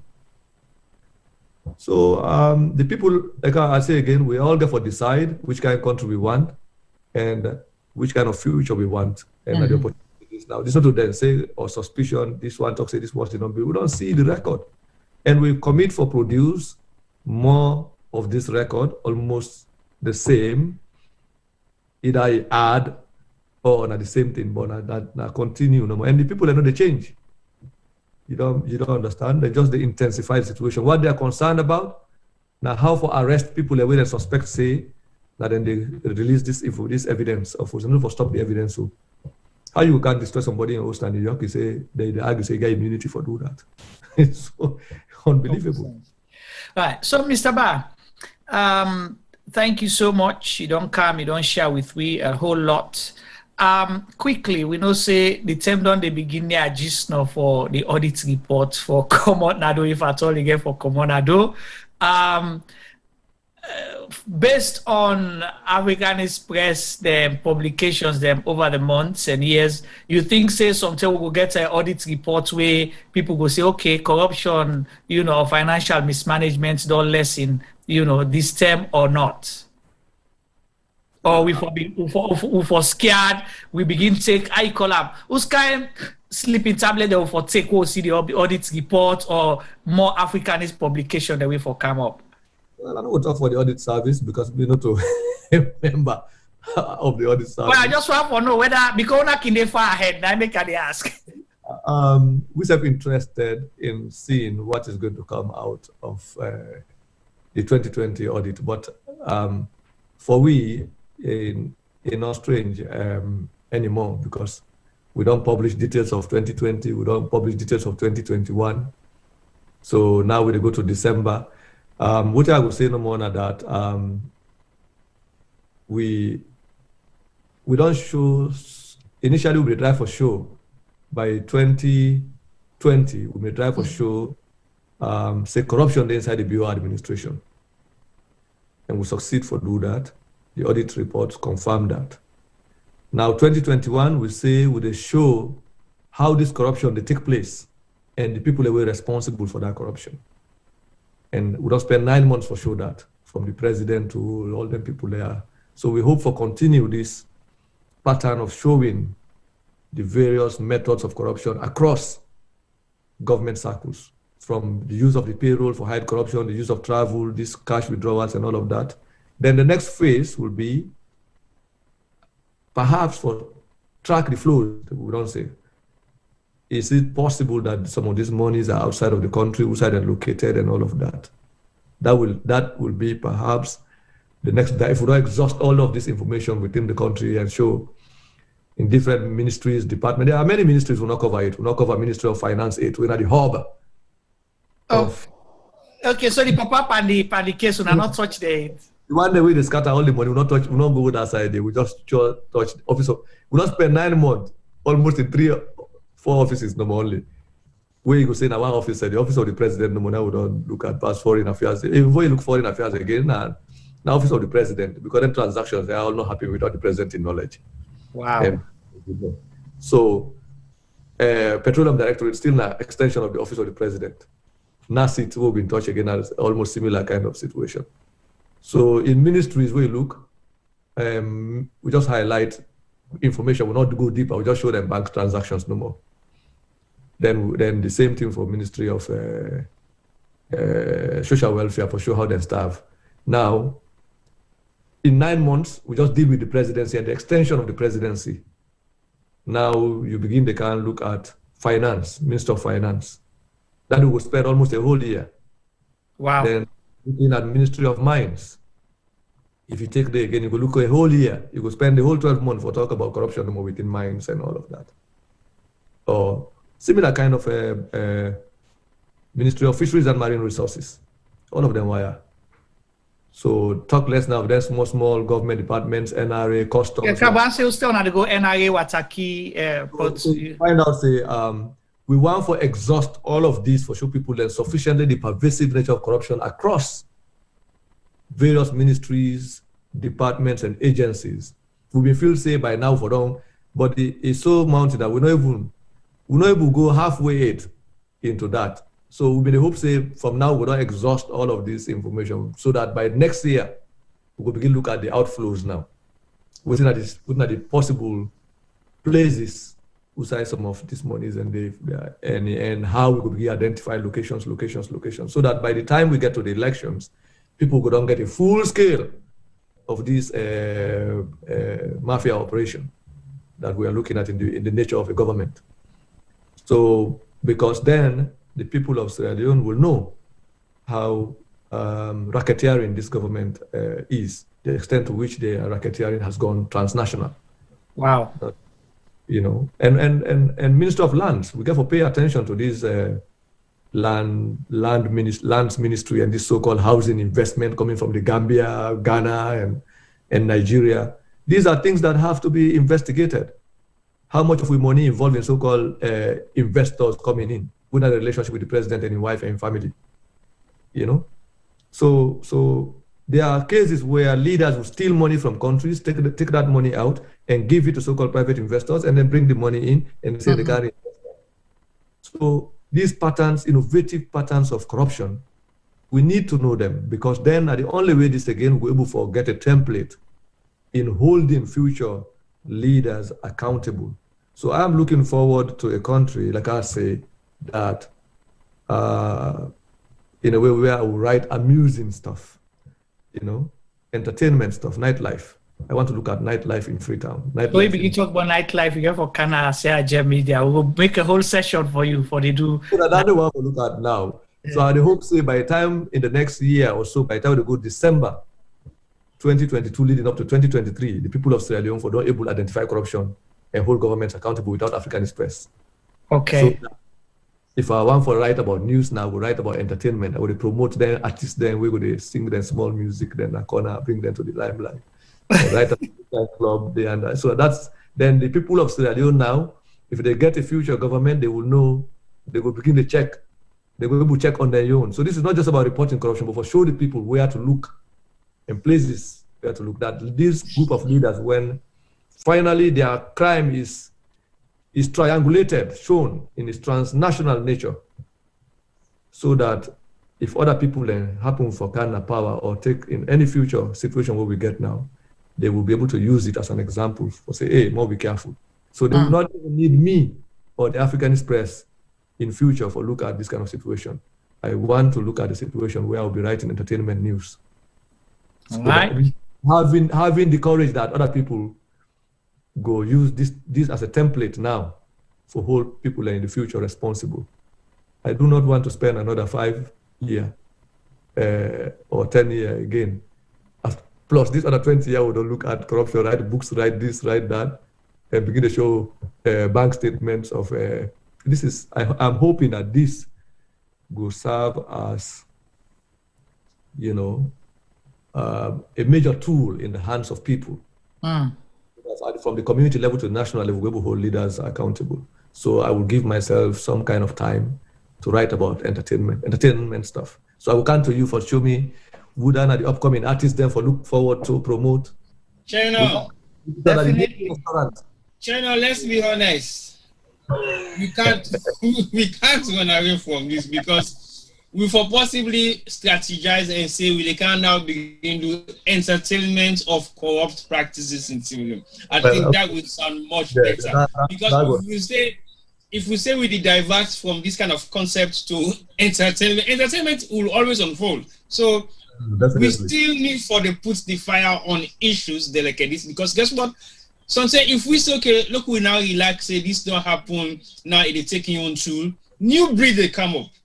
And those new breed are the ones that we should now use to maintain this structure. So this structure should always be there. Like you said earlier on, if the system they work appropriately well, you don't need anything like anti-corruption commission we go in place because everybody is accountable. But for the fact say nobody wants to be accountable, that's why they're setting up all these parallel institutions for monitor. What do you need to monitor somebody if they're doing the right thing? So we are not going to cease fire until we grant picking and now they're able to endorse say yes, any practices like this in we own kind of society where they now corruption, it should be picked up straight away. But local not fit to say it is going to end that easily because it has been embedded in the souls and systems of Sierra Leone politicians. So that's why politics is not just trend, it is a full-blown employment for people because they think and believe that's one of the only source of money making in Sierra Leone.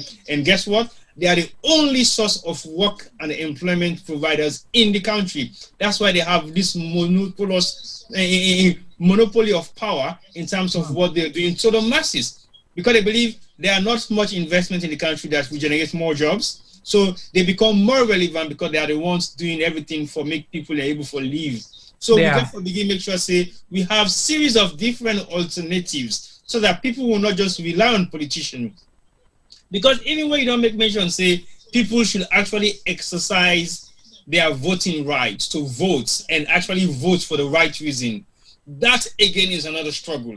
Because until we get the mindset of people if we understand, say your vote should not be partisan, should not be color related, should not be people's value, but it should drive you because of the principles and manifestation of what you believe, say. Then people actually talk and do. Because also just for about saying, oh, this is not talk and do president. For who? Myself, yourself, or for the general population? Because everybody can say to you, with the wait like we on term which has been the norm. So people are asking, what is the opposition political parties are doing in terms of what you say? Are they coming on board to say? I'm like saying to them, sorry, they are not coming. You go request, you apply, you send. Even sitting governments will not come and counter anything that you're saying. So whoever thinks what you're saying is irrelevant or it is not factual, come and defend. The platform is open. So basically, we are tired of hearing and seeing all this stuff happening around, and you don't have to stop. Trust me. Right. Even when they say you are for going to entertainment now, make them look nice, that is what they want to hear. Boy, that trap the Africanist Press. We know they do that trap than they anymore, bruh. I'm not saying you might say this, but I can feel it from your passion to say you're tired, you're exhausted, you're feeling the pinch of this is getting on your head, your brain is tiring, but we can't stop. Right. We just can't stop because stopping is what everybody wants. Not see where we get thousands of people watching, but in between those thousands of people, more than the thousands of them where they watch, definitely some of them are for them in the same situation where they are also there right now, so many of them get a benefit there. Right. So if we can't say we are not going to stop until you guys stop, sometimes until God take reset for your life, and then we'll make sure say the platform go on there for the people then follow up in anything where anyone part with the try for achieve. When the fact say every Sierra Leonean should be part of every form of institution in Sierra Leone based on your ability, your potential, and your delivery. It should not be based on anything other than those three. Right. So if we're able to take people into account and actually able to be responsible and give accounts of their small spending, and we could not just begin to look at government level. Even sometimes the people that with the support from here, look, we make sure that they become accountable to that 10% self-worth is same for them. I sent for you 10 last week. What do you do, Tam? Yeah. Because if you continue for the ask and questions, it become a normality within their lifestyle, then they're able to understand and say, that's so important man is sending me. Yeah, I get forget accounts of how I spend now. But we'll give them 50 pound, 10 pound. Hey, when I for that small money, give me that you ask me a question for. We're not giving myself again. Because it gets other options lined up. So we get for begin understand, say, for as long as we begin for scrutinize, even we don't parents them, that, Mom, I sent you 50 pounds last week. How you spend them? Because otherwise, we're not able to get control of this form of accountability where this guy for justifying us alone. Right. It's not just for the hierarchy or politicians. Because if I don't give me brother 10 pounds, I ask her how he spend the 10 pounds. No, say when me brother to go tell me, say, he spend it with this kind way, I do my own findings. Next time, I send for you 10 pounds, I send for you 5 pounds, because now 5 pounds you really want. So the extra 5 pounds, what should you do, Tam? Now, wasteful resources. And now that 5 points is something hey, they go to take for doing incorrupt practices then.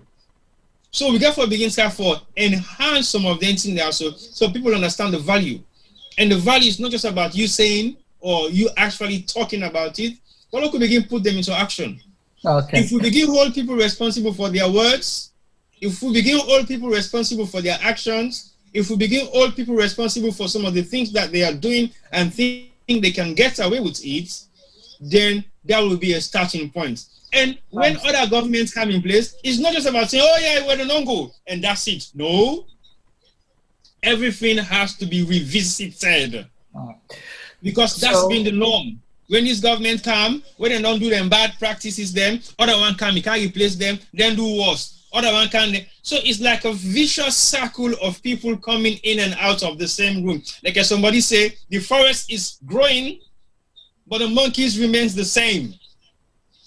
That is literally what is happening. Right. Because so if you look at the dynamics of what's going to happen at Salone, it is not a difficult thing to make those changes.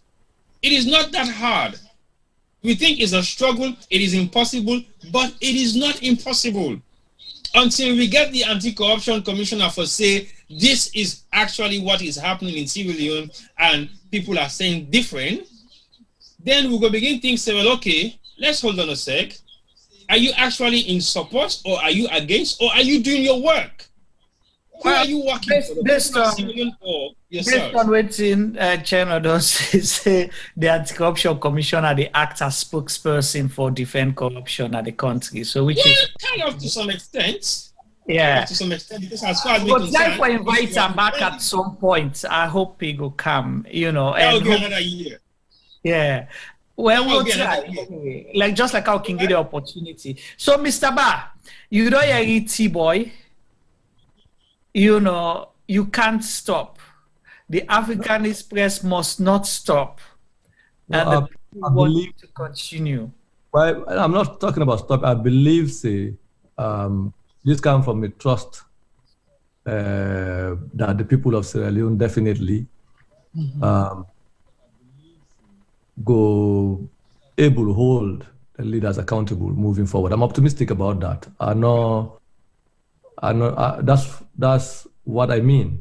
I mean, all these kind of tools that we have all collectively had, and I appreciate the conversation that has started, that we have witnessed, beginning from January, with the First Lady and the response of the public regarding the publications of the Africans. But the only people way down, even deep within supporters of the government, they are also shocked.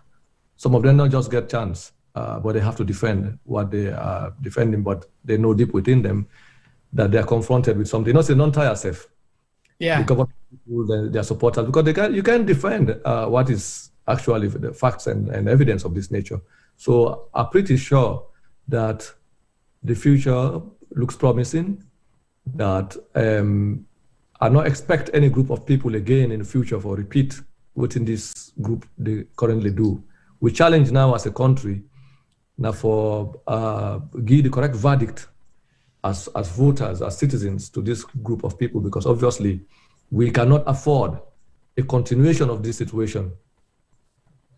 If we get the opportunity for vote out this situation, everybody is tired, not just with the hardship, but the violence, the skyrocketing of prices, the difficulties, and all of that. So that from that point I'm coming from, I'm looking forward optimistically to the fact that the people of Sierra Leone will pass the correct verdict against this group of people. Mm-hmm. And I believe, say, we know we'll get a future, we will look like this kind of situation. If anything, people are going to be reminded of the fact that government business is not going to operate as a secret society affair anymore. If anything, anybody can have power now, after Maada Bio, decide to operate the same way Maada Bio operate, or even more. They are going to be exposed, not just by the Africanist Press, but other people will do likewise. Right. More than that.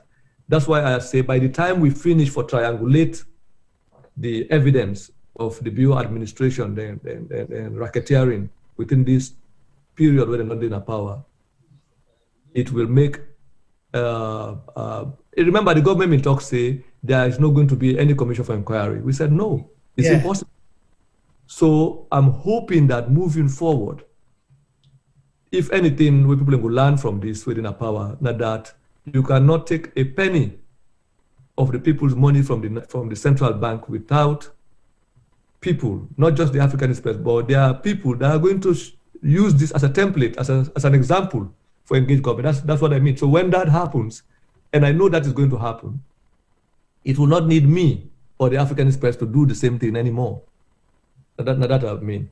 So I believe, say, the amount of work that we have done, not just the Africanist Press, Sierra Leone, and all of these platforms, in a very difficult environment, to say we have, without social media and new media technology, it's impossible to have these discussions. No radio station almost is willing to interview us. Even though they look at the evidence, they prefer to interview government people for defend themselves, but they cannot. Well, we have a situation where SLBC interviewed me in response to the Anti-Corruption Commission.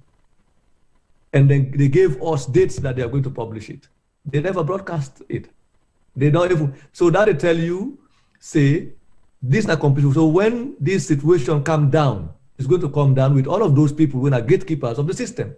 So which means we are going to have a new Sierra Leone, I'm pretty sure, optimistic, where citizens' citizens will now be able to judge who have stood for the country and in the interest of the people. Now that they see and clearly, the lines are so clearly drawn. The bush, we don't burn out the bush and the forest to the point that nobody not get no side for hide. So it started with people trying to defend the government. Now those who were defending and pretending they were neutral have no place to hide. Chernoh, So, I just want to show you this, where I'm coming from. I'm coming from a place of optimism that we are heading. I'm positive that this work that we have all done, Sierra Leone, all these independent platforms that you see on social media, in addition to what we have done collectively as a group, not just Africanist Press, all of us, I am pretty sure that by the time the people of Sierra Leone pass a verdict, which they are going to do with this government, no group of people, no kind of power, we will attempt to do this kind of thing, which is why it's important for us now to educate people and say 2023 is not, nobody of kind of power thinks they get 10-year mandate. They have a 5-year mandate. And if they don't fail, just like how Maada Bio don't fail for live up to your own party manifesto, we educate people and have a vote and make sure if they are dissatisfied with the performance of the government, they can vote this government out. No government is going to come to Sierra Leone and repeat the same thing. If they do, they are inviting disaster to themselves. And people are going, there's going to be a new way of engagement because with all the cyber law and all of this, they cannot stop people from having a conversation. And this situation therefore multiply. There is going to be more of the kind of work that the Africanist Press has done moving forward without even the Africanist Press.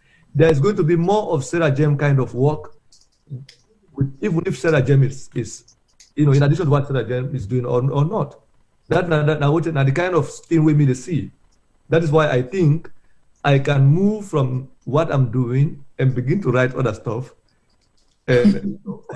So, because we cannot do this kind of work and expect the people of Sierra Leone for just to say they left their case to go, because that's what they are waiting. So the responsibility now for make sure we don't educate the people on how people don't mismanage with resources, how they don't deviate from the promise, how they don't violate their own promise. Okay? Now we're responsible for showing the people what can be done, because now the anti-corruption has not been able to do anything. They can't do anything. Nobody will be able to do anything because it is at the highest of power. You don't expect the corruption to go arrest the wife of the president. The president will agree. The president appoint her.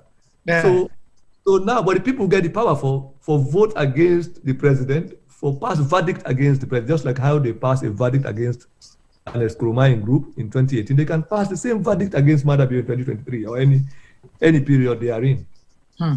And now we own role as people where they educate people around not just the management of public finances, but also how the democracy can be made to work, how the ballot box can be used as a tool to sanction leadership. When people know, people can get power for vote in and vote out leaders of their choice with an expectation, definitely they know get no other choice but for do. And we cannot be doing the same thing over and over, which means if we do the same thing over and over, we are not making progress as a people. And we do not want that for ourselves. And that is not the future we want for our kids. We know they do this because we like for Duam, and because we not get way for Duam. Right. And the only because we allow and we know we close the eyes in the face of this kind of disaster. So we are hoping that we do this work for stop this kind of disaster for continue. Because we do not want future generations, our kids, to inherit this kind of disaster. So that is, based on the kind of conversation where I don't see, and the responding to Sarah Jem and other groups and other, in addition to what we are doing collectively, I believe we will get this idea what we want. And when that's is on the horizon, it does not require me to begin to write about somebody stealing public money, because anybody does that, it's going to be exposed. Now that one, so I can write me entertainment and go home. Okay. Oh, Femi go there also for critique you entertainment so they write that same day. Well, thank you so much, Chernoh. Let's go to Femi. I know say don't quiet all this while we can't let you forgo shortly. So over to Femi. Then T-Boy will round up, and then we close. We get you for say the last word. They will round up the program. Femi, over to you, quick. Okay, hi everybody. I want to thank Mr. Bah, because this has been again an informative session. Mr. Bah came on our platform about just over a year ago, and he talked to we about certain things. He named a company we are not be one day about. I think said the company we named Leadway or Leadway. After that, I go do some research, and honestly, as people are not saying at the platform today, the governments and their supporters have not come out to defend the statement that we Mr. Badi pull. I checked on Leadway, and it looked like it's a camouflage company for some people right at the top. And Mr. Bah literally tell we about that.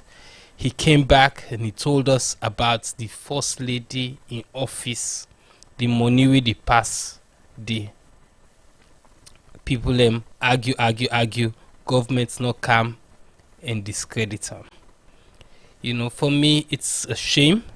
As T-Boy say, we for be accountable, not to just we leaders them, but we as people them. We get friends and family then at the government of today. Some of them come on at this side of the world where we did and go take jobs. We've been expect better of them. They promised us better. They promised us a change. That change we not see it. So at the back, my brother T-Boy, I think as a diaspora we're being undervalued for the good work they do for we people them, and for the government, because as I can say, the small money they use with the pull small problem na the not even small boku problem na the government they aid, because they not get for literally look at we hospital them. So I blame we the diaspora, we they send all them thousands and thousands and possibly millions of dollars go Salone every year, because we dey help the government outside them and not able reach. But because we dey do that, and we dey encourage them not for try, we dey encourage them for carry on, for the take public money and spend them rubbishly. They go buy rubbish motorcar them, you know, for motorcar that are not really needed. All them chief there with them buy motorcar for, so they all get 2 or 3 motorcar. There's no need in this day and age where people they not get work, they not get eat, we not get lights, we not get water. Also for begin Juma, tell me, you know, I left Salone in the late 80s. Salone been bad off that Sunday. Imagine now we 1010% worse off than we were back then when we been things that we bad. You know, we guess now we show yesterday talk say in 2011 it shocked at the system where it goes in a Salone. 2011, just 10 years ago. Time and time comes and nobody really cares. They don't care to change stuff because they know they suffer from them. But guess what? People ain't saying that they talk boku. Yeah, but we still on this side of the world. We not really get nothing for gain. Boku of we get families in there, so we get very few families that left in our Salone. But we they talk because we care. We care. We know say people are left behind if they're not related to it directly. We care. We get empathy for people them. We people that within our government, our leaders don't have empathy for our people. Then they got them same SUV than they with the window they roll up, the air conditioner, then they bang them, and they don't care. Say we not get defibrillator machine then na hospital. We not get non-scanning machine them. When people they want treatment, they get for fly abroad. So if you can't afford that, the way it happen to you, when you see you sick, na death sentence. With people and they die from curable diseases, and yet with leaders and they go and papi show themselves, then they dance, and they go holiday them, then they enjoy, then they give them fumble them scholarship the way they not deserve. But yet una pikin then they not treat, they're not able to go school, they're not able to put it na them belly. I mean, really and truly, they promised us better and they have not delivered.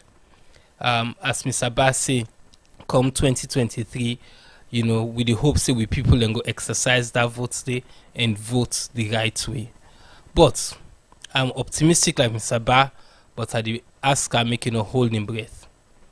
Because if you hold in breath, then you hint in America ID hospital good day. Because if na Salone na die case dandy. Honestly, you know, we joke and we laugh here sometimes, but we problem in our Salone, they're very, very deep. As I say, the basic necessities, they're not there. And at dandy, at the back, me brother T-Boy once again, if we able to find a way for come together and strike and left for provide finances for a specific amount of time, let we see what go happen in our Salone. Yes, some people are going to suffer. We know, but they can say some man get for die for make some man better. So we need to do something. We can't just sit down and keep adding to the problem because we try for support the government indirectly. All right. Well, thank you so much, Femi. We appreciate that, and I'll come go to Tibo, but just one thing we highlight just now, coming back to that Petroleum Directorate guy, the nephew of the president, with his scholarship. Then give scholarship to the Lincoln Queen students them. Now then they show the language right now. Where then say the money boku where then they pay for them. But they gave one person where they not go through the right channel, $45,000 plus boku other per diem them. Then it not even done. Then don't get appoint some other side. What a sad state. Tibo, you rounding up statements quick. Then we go to Mr. Bah for let a round up for we, please. I think we don't say it all because I'm very pleased with voting that happened tonight, and I believe say the outcome of will be very fruitful to all civilians and all the ones that really watch me. But I just want to make one request, one specific request. I get somebody on the chat named Vandy, where I don't ask for make is send in contact, where you don't send in contact. I think people like you needs to be on platform like this, we're open to discussion, because I've seen your position and your title. So I think it is very important for us to have you. And immediately after the program done, I will give you a call because you send the number on the chat, and then we'll have you on the program, possibly earliest as next week. Because I think it's very important for me to get somebody like you focus on specific issues that we'll fit to say is of very much of high priority importance in Sierra Leone. And if you then at that kind of position there, and you still they say what is happening in Sierra Leone is fine, we want to hear from you, from your own view, from your own part of what you're doing to the community, and see exactly what have you done to make change, to effect change in your environment. So that definitely I'm going to give you a call. But I just want to extend my thanks and appreciation to all my who participate so far, with the comments, with the statements, with all the good wishes to Mr. Bah and everything else we're saying in support of what you do. Mr. Bah, nobody can say thank you to you any more than the people of Sierra Leone, because guess what? You've not just stood for the people of Sierra Leone, but you stood for the integrity you so bestow within yourself and your organization. That is exactly what all of us are trying to do in terms of making things flat on the table so that everybody sees where they are going, not stuff at the table, we get gallop, we need to see what's in at the next up. But I always say, when it comes to issues related to Sierra Leone, it becomes passionate for all of us. It becomes passionate for people who think Sierra Leone is not just for one or two people, it's for everybody. And guess what? We now live in the age of technology. Like you clearly say, maybe after we time, now social media is the fact that everybody have the access to the XYZ. But maybe the other generation after we, you might not even need to go to social media, because everything else that happens all over the world right now is online. So what thing did happen 20, 15 years ago, we will not get access to. Now everybody have access to it. So again, if the president is travel for 1 million times in a year, he puts himself in a position of question. Because we're not saying ex-president in Syria no be discovered, and ex-commander be discovered. Yes, he be discovered. But not discovered to the extent as which people in here are saying, hey, bruh, you dey fly too much. What you dey fly? And ex-commander ever travel during Ebola, but president don't travel. Go vacation during COVID. Well, you know specific any particular point specific about this thing. Yeah. No, I'm just saying because when you want to make this comparison, I think sometimes it's very unfair to make such comparison. So if you put yourself in a position where your trust will be questioned, then it's your fault. So basically, the position where the president put himself, now himself put himself there. So as far as I'm concerned, we cannot stop asking questions about accountability in Sierra Leone, because we so believe that accountability is one of the biggest sickness within a Salone. Because even picking self where they give money, some thinking they normally you ask and say, hey, uncle, that 10,000 you give me. Man, what's about 7 years? You not do self. And when you ask and what you buy with the 10,000 I give you know able to tell exactly what he buy. Because he believes that he's not accountable for telling you that. Even though when they support him more, but he still believes that he not get the right for tell you how he spend the money where you don't give him. Because he will say, but me don't give it. So what's the name mean now? You don't give me, they ask back again how I spend on. So let's think. And with what I said earlier on, I think I meant it for real. The diaspora has never gone on any form of strike towards the government in Sierra Leone. Not true. We haven't. Okay, we don't do any form of strike from the diaspora to we people in a Salone. Yes, on that senses, like for me say, some man get for suffer. But they say a dog die or na man die, man better. You know how many people don't die for make Salone day like how it is today? Now people in there where we don't make sacrifices back in the years, maybe 100 years ago, in politics, in social life, in political life, in all aspects of life in Sierra Leone, people have made sacrifices. That's why some of we able for Sudan today and talk. Now I make some of we able for Sudan also and tell people that some starting school and we act. So we as diaspora, our contribution to Sierra Leone is more than grateful. No, we strike, but look, we see. And the only way how we go take we strike and we become very effective, because when we strike, guess what's going to happen?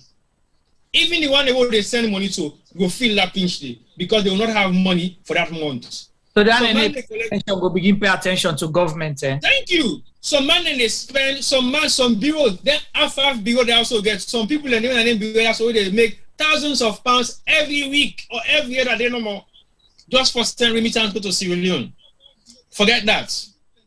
Like we say today, all these shippers they're waiting at the UK or the diaspora, they need a ship for these 2 months because we they go on strike. Like we see by Wataki they operate. Because the operation what they happen at Wataki, now from we resources the way they come up from the diaspora, then they make with the access for ship for make Wataki stand. Okay? Now like we say, we need to export or we need to import no goods and services where they go to Salone again. For just 2 months. Like we say strike bar. Because guess what? If we don't do anything as the diaspora, they will not see us like we're relevant. Now any make people always Salone the game for tell you say we're not serious. But not blame them.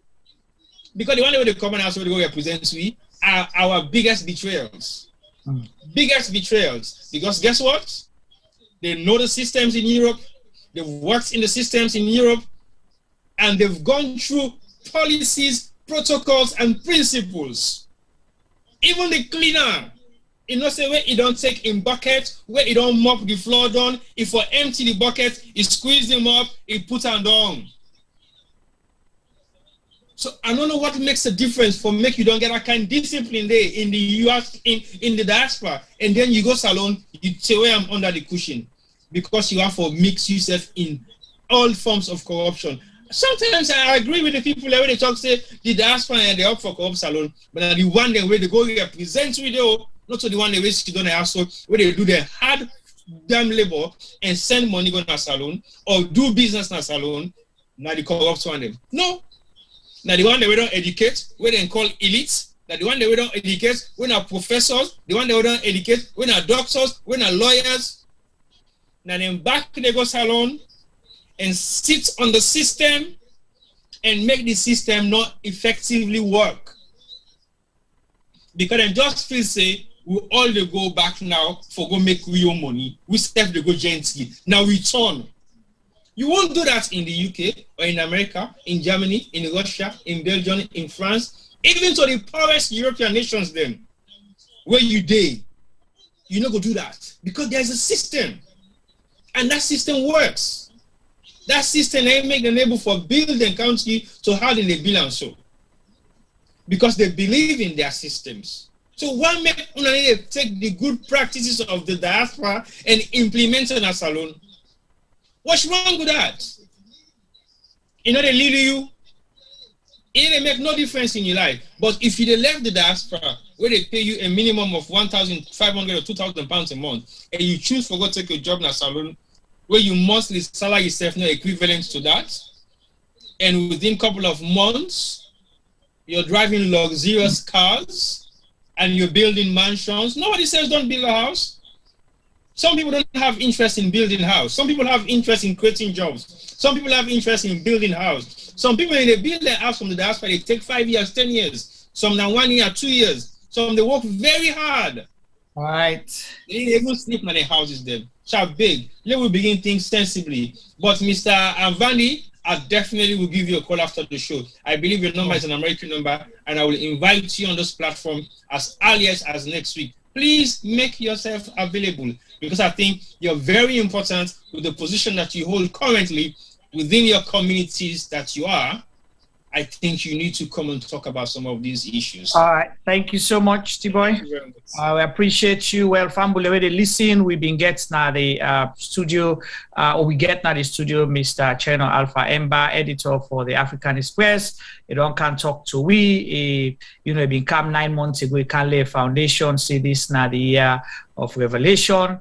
The revelation, they don't they go, we still open the eye. He said they not even scratch the surface yet. So we they can't get Mr. Biden can talk to a lot of things, them heart to heart, and in concern about Sierra Leone, and also advise that we as Sierra Leoneans, we have a duty to our country, our nation, for make sure say we do what is right, and also make sure say when the ballot box term reach, we vote, but we for begin the voter education now, and also how can you help for make sure, say, you understand and value the work of the Africanist Press is to make sure you self-engage, ask questions. We know it's challenging for those in Sierra Leone, but us in diaspora, we get for do more. Mr. Bah, thank you so much. We appreciate you. Please tell me your last word for today's program.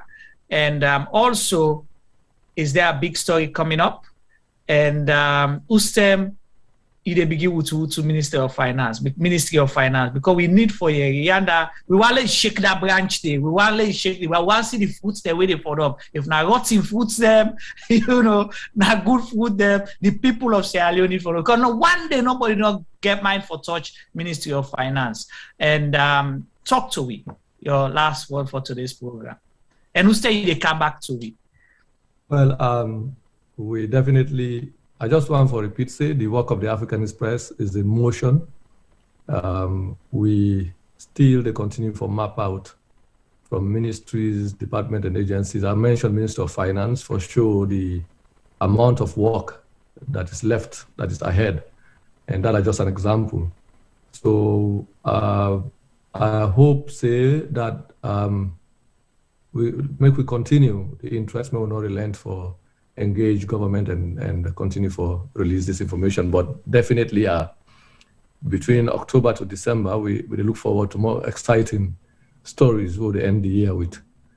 So hopefully perhaps from now to December, we'd expect again, say the audit service report will come on, so there will be more conversation.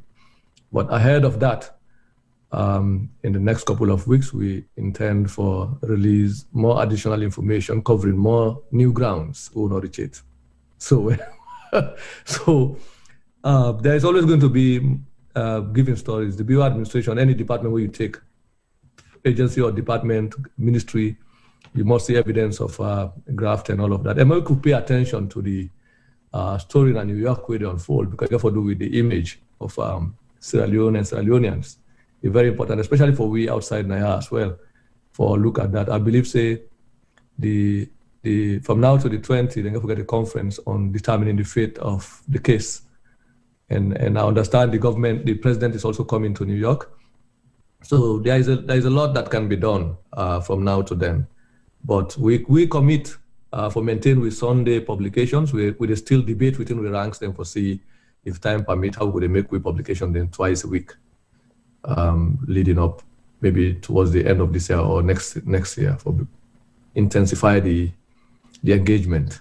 But I assure the people that we have not touched 25% yet of the evidence in front of us.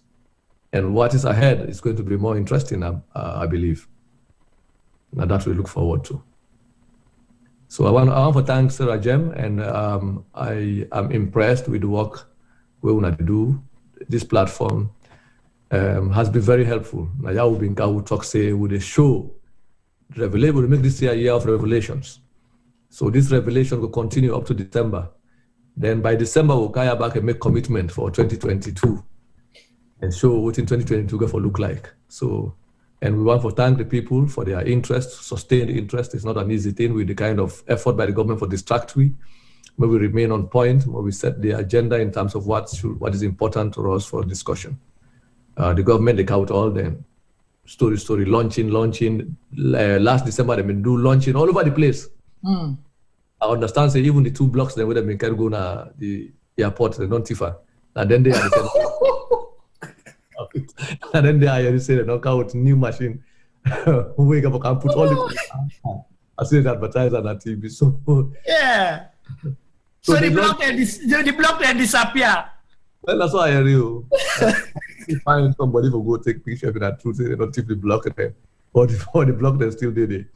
The Lunge Bridge, when I'm saying the launch and make t-shirt, they're all taking they wait for the launch, happen. 2 newspapers they be right say the launch they happened December last year. Like December now. Yeah. We don't talk about we'd look forward to the launch until launch, car. Now then they are 2 days ago now I see the presidential infrastructure team, they go to the Bataki, they snap one big machine, spread it cold outside. Yes. So anyway. But the first lady self do video for that as well. Say the machine dog can we apport the bill. Well, that one day and the launch in December. Not so that we talk a year of launching. Yes. But they launch all them projects there, I will not say none of. It's 12 months now coming, a year. So we're going to go inspect Nalunge, we see if the 2 blocks then where the Minkel go, where the president been put with them still there. Then we look now, Bo, the Funkia launchy where them do. Also the Toma bomb, how many rest don't begin commodity now? Yeah. Local and all that. So these people, they just launch. So maybe we try for avoid them distractions and they. Maybe we focus on the issues that are important, the economy, the finance, stuff like that. And then 2022, I think there should be local council elections coming up. Those of us in the media should begin to develop programs around voter education.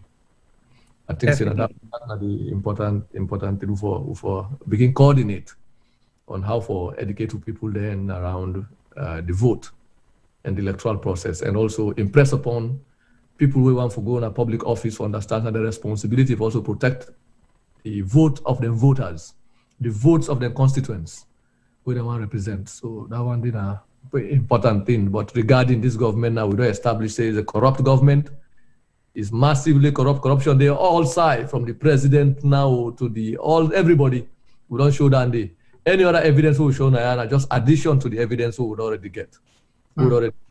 So people, in fact, the government not willing to talk about corruption anymore. They don't want corruption story again. And we no more they force them now for talk corruption. They left to them now, they want to talk about development when it exist. They not get development story, they not get corruption story for talk. So now I think the only work we left for we now to educate people there around how to vote and how to protect people. But corruption now, if we publish say Ministry of Finance and don't loot all the money there. Now the same as how they loot the money to the office of the First Lady. I think it's just addition for enhance the pervasive nature of corruption. But regarding the existence of corruption from audit report now to Africanist Press to all these other stories, look at them, they are waiting the EU say they don't tire for fund the civil registration. Yes. So then they don't get with them the money business. Now even the power people, then at the reading newspaper now, then they accuse the head of the NCRA, say the man to power, now be head of the political parties alliance, aspirant alliance. So now they say the anti-Maada Bio person. So if I account for 40 billion or so, the money don't done before the registration. The young power people now at the media and they talk about they want to be the cost with ready. Now they organize this person here, the anti-power. So you see the defect even among themselves who don't thief passing company. So now a competition for the thief. So that one regarding corruption, we don't need for her to hear again. That has been established. It's a fact of existence now for the Bio administration. So and now make you see the president now, the worker, they hide. Now they don't get mind for show delegation because we don't show delegation this service. They say now friends and family now they travel like our friends and family they share the country money. So the only work we get now for educate people around the vote, and I think those of us in the media with new media technology, and also people who are community leaders or political leaders now we're concerned about the situation for begin pay attention to voter education, for make sure say we begin inspect the National Electoral Commission, the operation, the Political Party Registration Commission, the operation, and begin telling the international community say we want clean election. Important for Sierra Leone. That is where the work is now. So thank you very much. I look forward to the next couple of weeks. We will try to release more additional stories. And by December, we'll sum up and begin to talk about now how for begin hold them institutions who are responsible for election accountable. All right. Well, thank you so much, Mr. Bah. We're always happy to have you here. And I shall say we all don't benefit the people of Sierra Leone. You've watched, you've listened, and you don't have any last advice that, you know, corruption right all over. All man, the corruption per mind don't touch them inside the government. So the white gown, then anywhere you touch, get corruption per mind per them. So they not for be surprised again. Not everybody cyber camera jaws, you know, not everybody about how, you know, then they, well, say that they can do construction, renovation, a way for pulling money in the country. Not everybody about how, you know, the PADM them for help for pull money in the country. Now we don't even know, say, Bio we president, in as much as we know and say, now the most traveled president, you know, the history of Sierra Leone, but we even know now, say, if they make some trip themselves way even, you know, supporters there, we can go clap for and say mama don't come, papa don't come. They're not even aware say it go. You know, so we dey see, and we'll continue for engage the Africanist Press. And please, please, please, please, yourself do your own part. The Africanist Press is not just a small entity, but you have your own part to play by making sure you get ready for vote and vote for the right thing. Would you want to vote for a corrupt government? Would you want to vote for someone who you believe is corrupt to be your president next time? That's the question we're here for ask. And until next week we get open program so you can come phone in. We want for ask who is running Sierra Leone, who run things in Sierra Leone. Please, we want for you read the people their opinion. This is not a matter of hiding things again. We want for know who that they run Sierra Leone, who run things in Sierra Leone. Okay? So until next week, me Juma Bah on behalf of the team, they say tata. Una good night. Juma, until announcing our show for next week. I have. Who run things in Sierra Leone? Okay. Or you wanna go full on with the article? No, sorry, it's alright. No, well, let them look out for the flyer. I want to let the flyer come out now. Who run things in Sierra Leone? The flyer they come out now though. Make sure say you come, you ready for phoning. Will they get 2 or 3 phone lines open? And also, Juma, I still don't almost get Vandy on one of the days then for next week as well. Okay. Talk on disability and a few other things then. Okay, that's fine. That's fine. So Mr. Vandy will come. No problem. Yeah. But we prime program for next week. Who run things in Sierra Leone? All right. Thank you and good night. Stay blessed.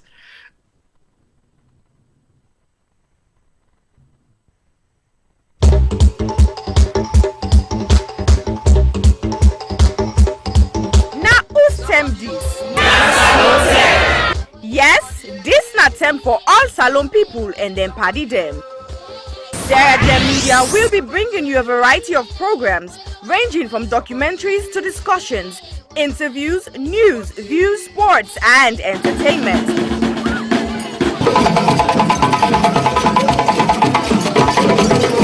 Our programs will contain matters on development, governance, the economy, and issues that are of importance to Sierra Leone. So, no left BNO because we get Beberebe program then like Salone discussion, meets the ministers, the president's hour and the Gladi program, Look Me, I Look You. All this they start soon na www.sierragemedia.org. Now who's term these?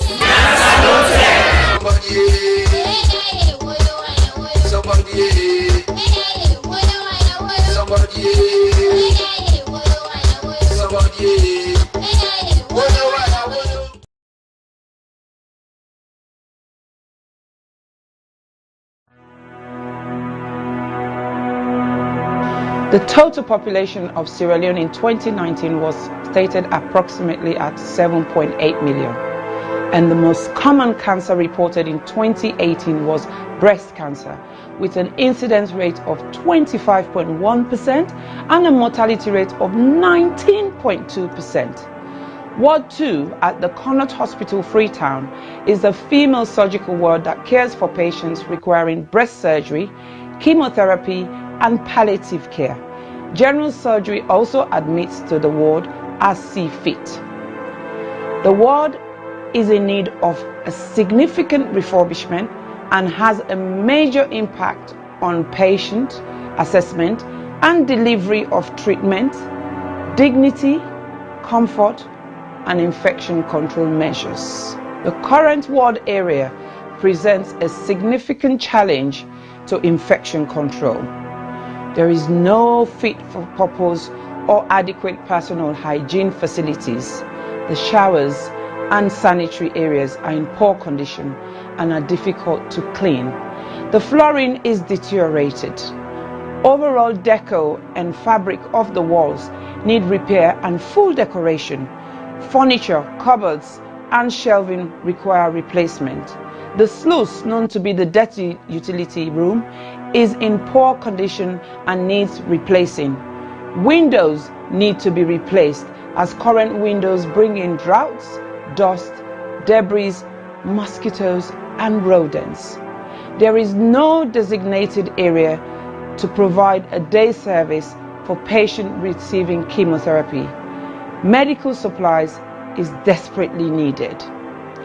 Therefore, we need a total amount of £15,000, which is equivalent to 195 million leones, for this project. This project will focus on women diagnosed with breast cancer and other non-malignant breast abnormalities requiring one or more of the treatment modalities that are currently available. We will also set up a day unit for the administration of chemotherapy and provide training and development to ensure sustainability. Therefore, I am pleading to all individuals, organizations, and local businesses, and every Sierra Leonean and friends of Sierra Leone to make a meaningful contribution that will never go in vain. Ways to contribute will be seen at the end of this clip. I am Aissata Cissé Jallow of the Health Show Partnership Program. Remember, your health is your wealth.